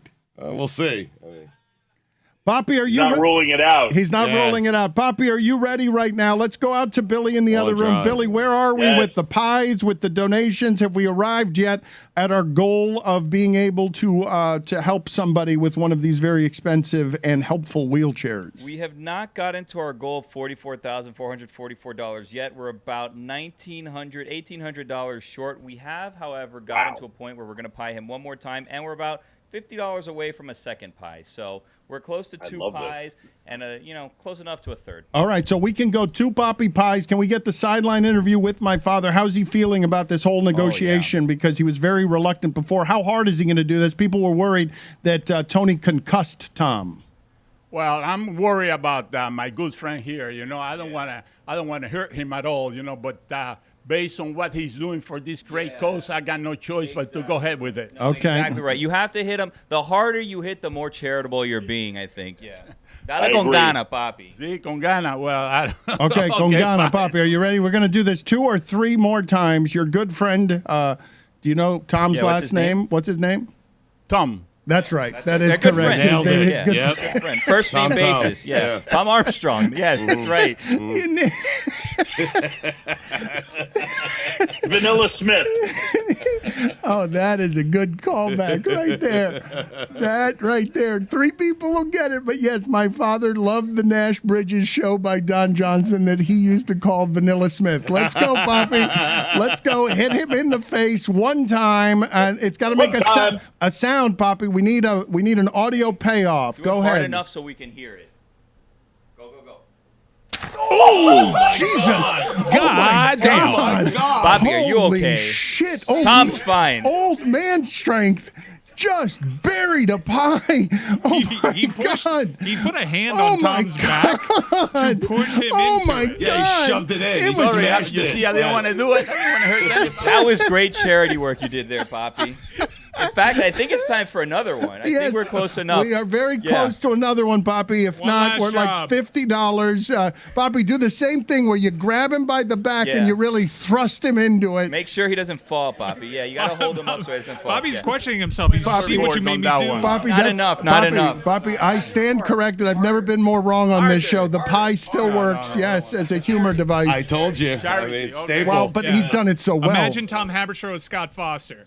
All right, Poppy. Poppy, this is Scott Foster, NBA referee Scott Foster, who jobbed you in Game 7 with the Heat, Poppy. Are you ready? See, I got to practice against Mass Struz. That's right. It's All all. right, imagine it's Max Poppy, Struz. all Let him right. have it. Poppy, Take your lady. you throw this with all the protection of your woman, my mother, from Max Struz. Also, the replay officials who took away Max Struz's 3 as well. And with all the rage you have for Scott Foster and the Celtics, hit Tom Haberstroh right in the face. 1, 2, 2.5, 3. Oh, Jesus. He 2.5. He though. 2.5. He has a there. concussion. There was a greater than zero chance he was just going to hit him with his hand, the way that we set him up on that. My father went in left-handed and just brought rage and fury. The old left hook. And so the third pie, Billy, will get us to our goal. It's going to set up the right. We will talk. What are you doing tonight here, Boog? Are you in Chicago? Is what you guys are doing with the charitable efforts, is it going through the Cubs tonight? Yeah. So we have a game Tonight against the Cardinals, Lou Gehrig Day throughout baseball. So we'll be running an auction that starts tonight. And Ryan Dempster is in a dunk tank outside of Wrigley Field for like 2 hours leading up to the game.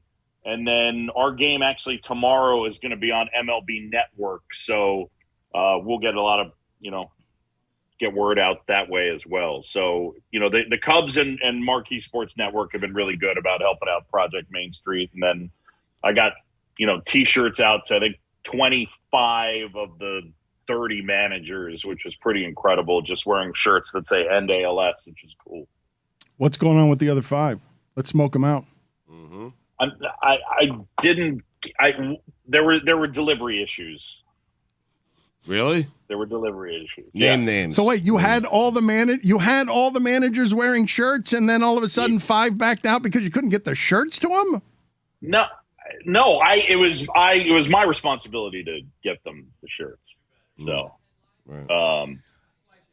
You had every manager is the point. I don't mean to. What's your end game? Boogshambi hasn't done enough for the cause. Yeah. Thank you, Boog. I mean, you haven't done enough. You should try doing something, Boog. I mean, doing everything I can. Yeah.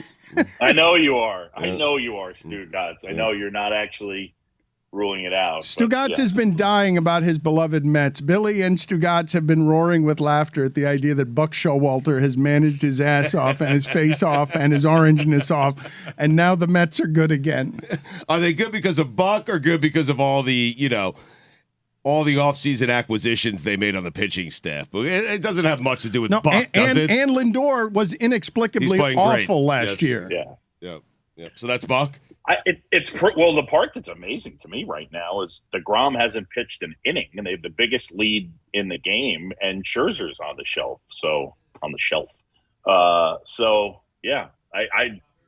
I would feel good if I were a Met fan. I mean, I know you're always going to feel like the sky is falling because that's what happens. But yeah. Do you have any explanation other than baseball or pressure or contract for what Lindor was last year? To me, it feels inexplicable that someone that great at baseball would suddenly be dreadful at it for an entire year. Yeah, it happens. I mean, we watched 2005 Mike Lowell, right? I mean, you remember that? That was unbelievable. It's just this sport is so different. It doesn't, some guy that averages 25 and 10 doesn't have a random year in the NBA where he goes, it's just 16 and 5 and, shoot 7% less. It just doesn't happen. So I wish I could tell you. I think it can go both ways. I think sometimes whoever really knows, sometimes a guy gets a contract and then he's like, I got my contract. And then some guys get their contract and I need to live up to this. So I wish I could tell you what it is. I still think he's a really good player. Do you like what the game's become, Boog?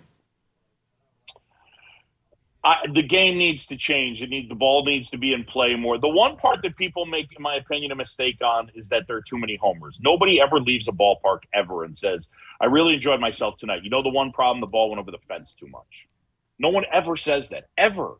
But with home runs comes walks and strikeouts. And I've had games this year where the ball's not in play for 15 minutes, 20 minutes. And that's no good. That's not a way to grow the game. So to me, it's like the pace, the length, and the ball not being in play. All those things have to change. But I would say in terms of the minor leagues and what they're working on, I think that they're slowly moving in the direction of correcting it. I mean, strikeout rate is down.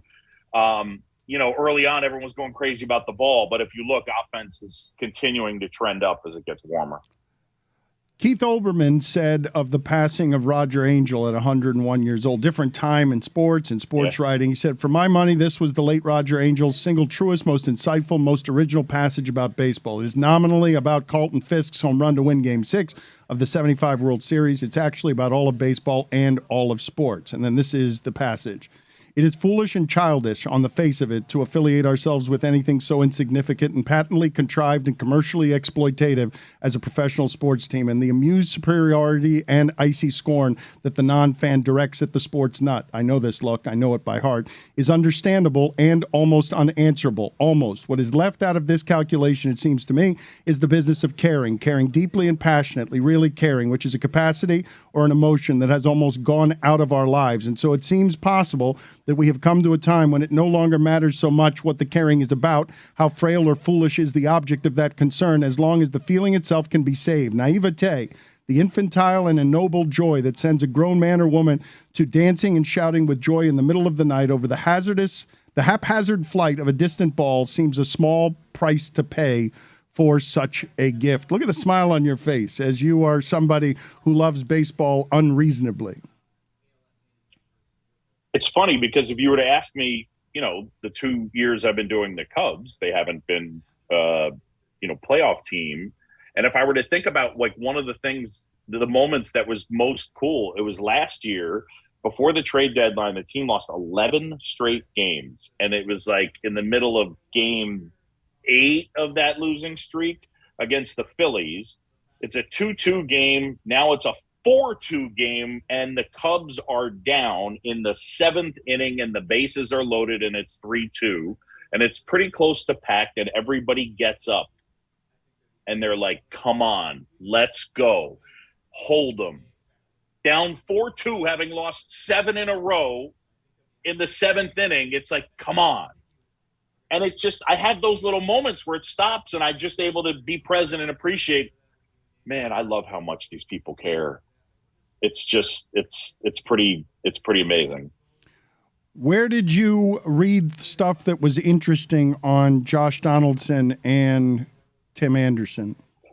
Ooh, that's a good question. I'm not sure that I would say that I did. I think the one thing that I'll tell you that is a point that I would want to make on it is I don't like when people say it used to be okay to do this and now it's not. Because to make people now get it, whatever you want to talk about, you want to talk about Me Too, sexual harassment, certain racist tendencies, it wasn't okay then. It's just that the people that didn't have power didn't feel comfortable, didn't feel empowered, didn't feel protected to let you know that it wasn't okay. It didn't actually change. That's what happens with, for the most part, the people that don't get it are older white men. But that's the one point that I want to make is that a lot of times in the sentences, it used to be okay to say this, and now it wasn't. You just were oblivious. That's all. What'd you make of the suspension? Because I could only remember Rocker getting 30 games for something like that. And as down as I am with punishing that as bad behavior, because it is bad behavior, I'm also not good with Manfred being in charge of the moralities. Yeah, I don't think that that's a singular Rob Manfred decision in that spot. I would say that he is, they're caucusing there pretty good, and he's checking on. But you understand what I'm saying? The institution doing the moralizing, whether it's behind Manfred or not. What I'm saying is, am I allowed to believe in the idea of punishing something like that, but also not wanting this particular caucus of people being the ones who just get to decide what is and isn't inflammatory and punitively? I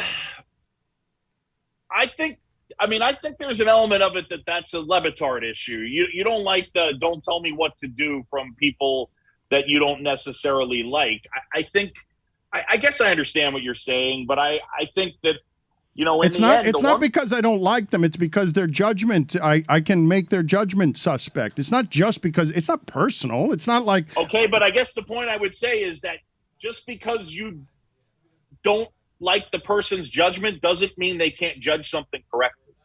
You know what I'm saying? Like they can still get it right. They can have what is you deem to be bad judgment, and given a circumstance and they have a choice, they can get it right. You know what I'm saying? Like there are people out there like that whose judgment I don't particularly care for, but you give them the this or that and they pick the right one. It's like, okay, in that spot you use good judgment. Is Tommy Pham, who got 3 games, by the way, Donaldson got 1, is Tommy Pham, Jock Peterson, is that the greatest baseball story of the last 20 years? Oh, my gosh. And then I love the Zapruder film of, like, somebody grainy photo footage of him actually slapping him in the outfield. Here's where I am at 50, whatever. and having been in probably too many fights as a kid, what are we doing over fantasy football? And we make millions of dollars, and like, you're getting that angry about this? I can't even to hit somebody. Okay, but you're an old man, and the people playing this sport are still young people, and one of them is named cartoonishly Jock Peterson. I mean, like that they're young people. Like they, of course, when we were that age, we would slap somebody over fantasy. You would. It doesn't make it. With one of your meaty paws, you would absolutely slap somebody who had cheated you in fantasy. He acknowledged he was a fighter when he was younger. Yes, that's right. What do you mean you don't understand it? Like, you're taking an adult perspective and applying reason to fantasy and 20-year-olds or late 20s. Yes, but I would say it doesn't make it less stupid. Like I was a dope. Let's end on that note. Good talking to you. But, see you later. You guys read Kurkjian's story today on ESPN. It's awesome.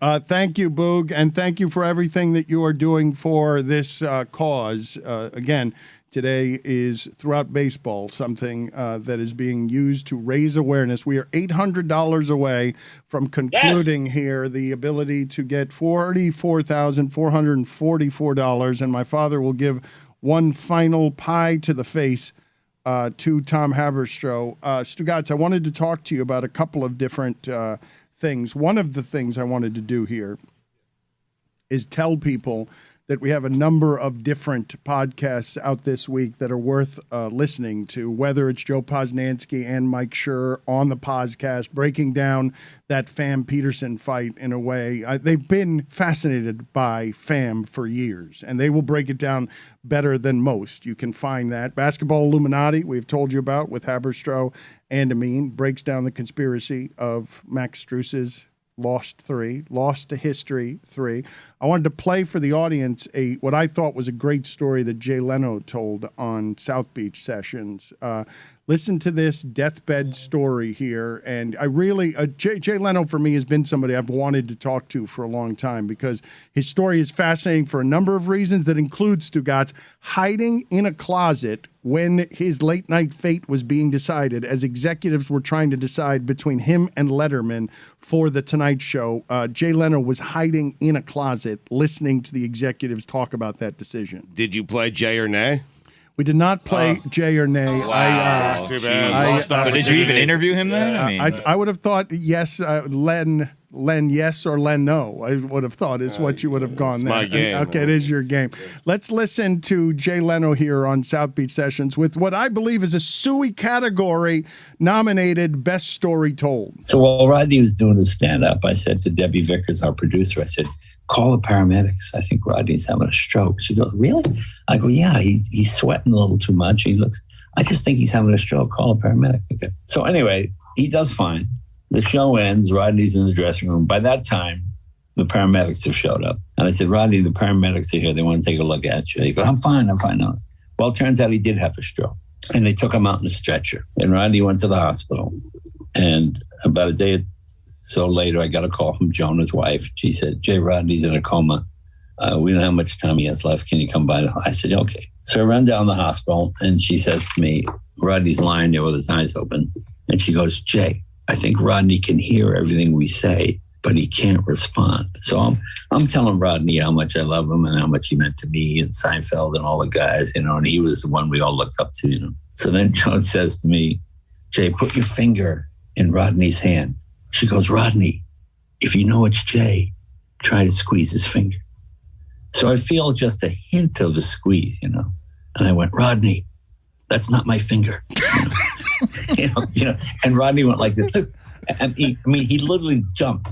And Joan screamed, he got the joke. And I said, and we all had a good laugh. And he died right after that. And some people might think that's cruel. But if you're a comic, that's kind of what it is, The idea that a dick joke would bring Rodney Dangerfield back from the beyond. That story is so well told by him. Rodney Dangerfield died soon thereafter. The timing on that. He dies. It's unbelievable how dark that is. And great. Dark and beautiful as well. Have we reached our goal yet? It cannot be this hard. It is hot in here. It is sweltering. We are suffering and sort of headed here to the finish line. Is my dad prepared? There's cake. There's pie everywhere, all over the floor. It's on the wall. Out there. Yeah, it's not just the How floor. did it? Was that Tony? Because my father. How did my father do this much? So No, much that was better your than- dad. Yeah, that he was your packs a dad with a punch. couple of Yeah. left hooks. Yeah. Yeah. Mhm. Looks like there was an explosion in there. It really it looks like it exploded pie in there, and we are wheezing toward the end of this. But Stugotz, I wanted to ask you because I don't know why it is that you have been railing about free weights because over the pandemic, a lot of people realized as they were home, they were getting gouged on weight equipment. The weight industry exploded, and people were getting free weights. What is your issue with free weights as you approach 50 years old and are still trying to do something with weights? By the way, thank you for the promotion of stupidity as well. With free weights, I exacted my revenge. What is on stupidity? Nothing like Jay Leno, I can promise you that. It is Jim Sony Sonefeld, the drummer of Hootie and the Blowfish. Not even Darius Rucker, the drummer, okay? Hootie and the Blowfish, who has a book out, and it's fantastic. And Golick joins us, and he's a great friend of Sony, and he tells great stories about partying with Willie Nelson. We'll leave it there. You like the book? Yeah. Oh, and we played Marino Montana with him. How about Oh. that? Yeah, and he loves soccer, Mike. He's going to be our World Cup expert. How about that? So anyway, free weights. I exacted my revenge. Yeah, it's weird. So on brand that you're covering the World Cup with a drummer from Hootie and the Blowfish. Jim Sony Sonefeld. I mean, Hootie and the Blowfish, Mike, was the most popular band in the world for a 2 or 3 year period back in the 90s. remember. Yeah, on Letterman, I everywhere. think it's probably Yeah. overstated that the most popular band in the world. No, they were. Yeah, in the world. I only want to be with you. See? Perfect. Oh, we asked about Jimmy Butler as well. Yeah. Mm-hmm. Why'd you ask him about Jimmy Butler? Oh, you have to listen to find out. How about that? Good tease. Thank you. Anyway, free weights. I exacted my revenge on free weights because during the pandemic, you couldn't get free weights. I couldn't get them. I couldn't buy them anywhere. And I told them, you're going to have your day where no one wants your damn free weights. You told who? I told the free weight industry. I said, listen, dumbbells, nobody is going to want you at some point. Everyone's at home right now, okay? So listen up. And so I couldn't What'd they get say? any. They didn't say anything. I mean, they just kept saying no. I love the idea of him We're sold saying, out. listen, Yes. You're dumbbells. arguing with weights? I was, yes. Yeah. They kept saying no. We're sold out. Everyone's staying home, trying to get in shape. And I was trying to get it for my daughter. So I figured the market is opened back up since the pandemic seems to, seems to be not as big an issue as it once was, even though it's probably a bigger issue than it's ever been. Okay? So What was that last sentence? What was you that understand what I'm saying? Yes. People think this thing is over. It is It's not far over. from over. It is not over. But we're acting like it's over. But you went to Game 7. But no one's buying free weights anymore. Okay. I mean, I did go to Game 7. I snuck that in. I mean, I should have told you guys. I know. It is a weird place we've arrived when, hey, the pandemic's over. No, it's not. Everyone we know has gotten sick. Everyone around here is crawling around. We're down all sorts of people. Everyone's sick. And, hey, the pandemic's over. Let's never mind about the masks. You went to Game 7?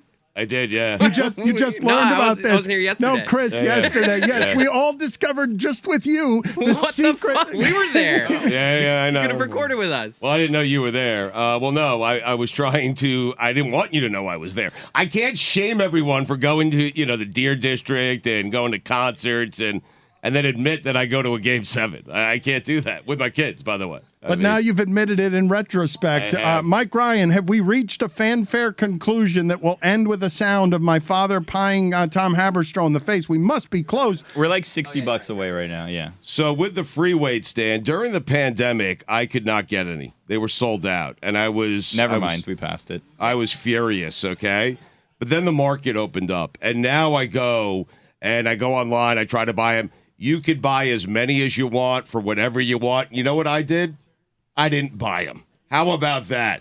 I am trying to get in shape. I could buy free weights online, and you know what I did when they became available? I exacted my revenge. You weren't there for me when I needed you the most, and you know what I showed did? them, yeah. I did not buy those dumbbells. How about that, huh? I got them. I got them good. I mean, You said you're trying to get into shape. Is that why you have a Theragun around you? yeah, well, That's yeah. you getting into shape? Yeah, I got some injury. I've been jogging a little bit lately, did some walks, a couple of miles here, a couple of miles there, a little sore the knee, and so this thing feels really, really good. Have you tried it? Theragun? Yeah. Yeah, I've tried a Theragun. Oh, it's fantastic. It's delightful. But I bought one of these during the pandemic, and so I am loyal to them forever. I'll buy 20 more. But I couldn't find a free weight if my life depended on it. It's weird that you're boycotting free weights. So you have yourself sitting in front of free weights and saying, listen, free weights, I'm going to show you. I'm going to not cut off my gut to spite my waistline. I'm not going to buy any weights whatsoever, and I'll show you by not buying weights that I will continue to not get in shape. I queue it up right until the order, and then I don't hit payment. You know, how about that? Just to tease. That's how far I take it. I like that. That's a good tease. You put it in the cart. You put it in the cart, but you never. And then they send you that email like, "Hey, remember you have this in your cart?" And you're like, "Nope, Yeah. not gonna buy I'm you." going to keep saying no. I'm going to show you. I'm That's going to right. exact my revenge I will on these die free from weights. health issues. I did, didn't I? I mean, I really got him good. Bleep free weights. Dumbbells. More like dumbbells. I'm with Lewis on this. Pie, Dad. It hurts. I don't think you're supposed to use it there. No, not on your throat. Yeah. Not right on the Adam's apple. Well, I mean, You weren't using it Get on the your same effect. Right here? Yeah. Dad, I exacted my. No, I could talk right through that. I could power right through that. That's not the spot. Maybe this is the spot. No, that's not the spot. Maybe. Oh my God, that hurts. Ow! That sounded. There's no skin there. Not only was there skin there was too much skin there. It sounded like about 40 fish flopping on the deck of a boat. I forgot to give Boog my top 5 Cubs of all time.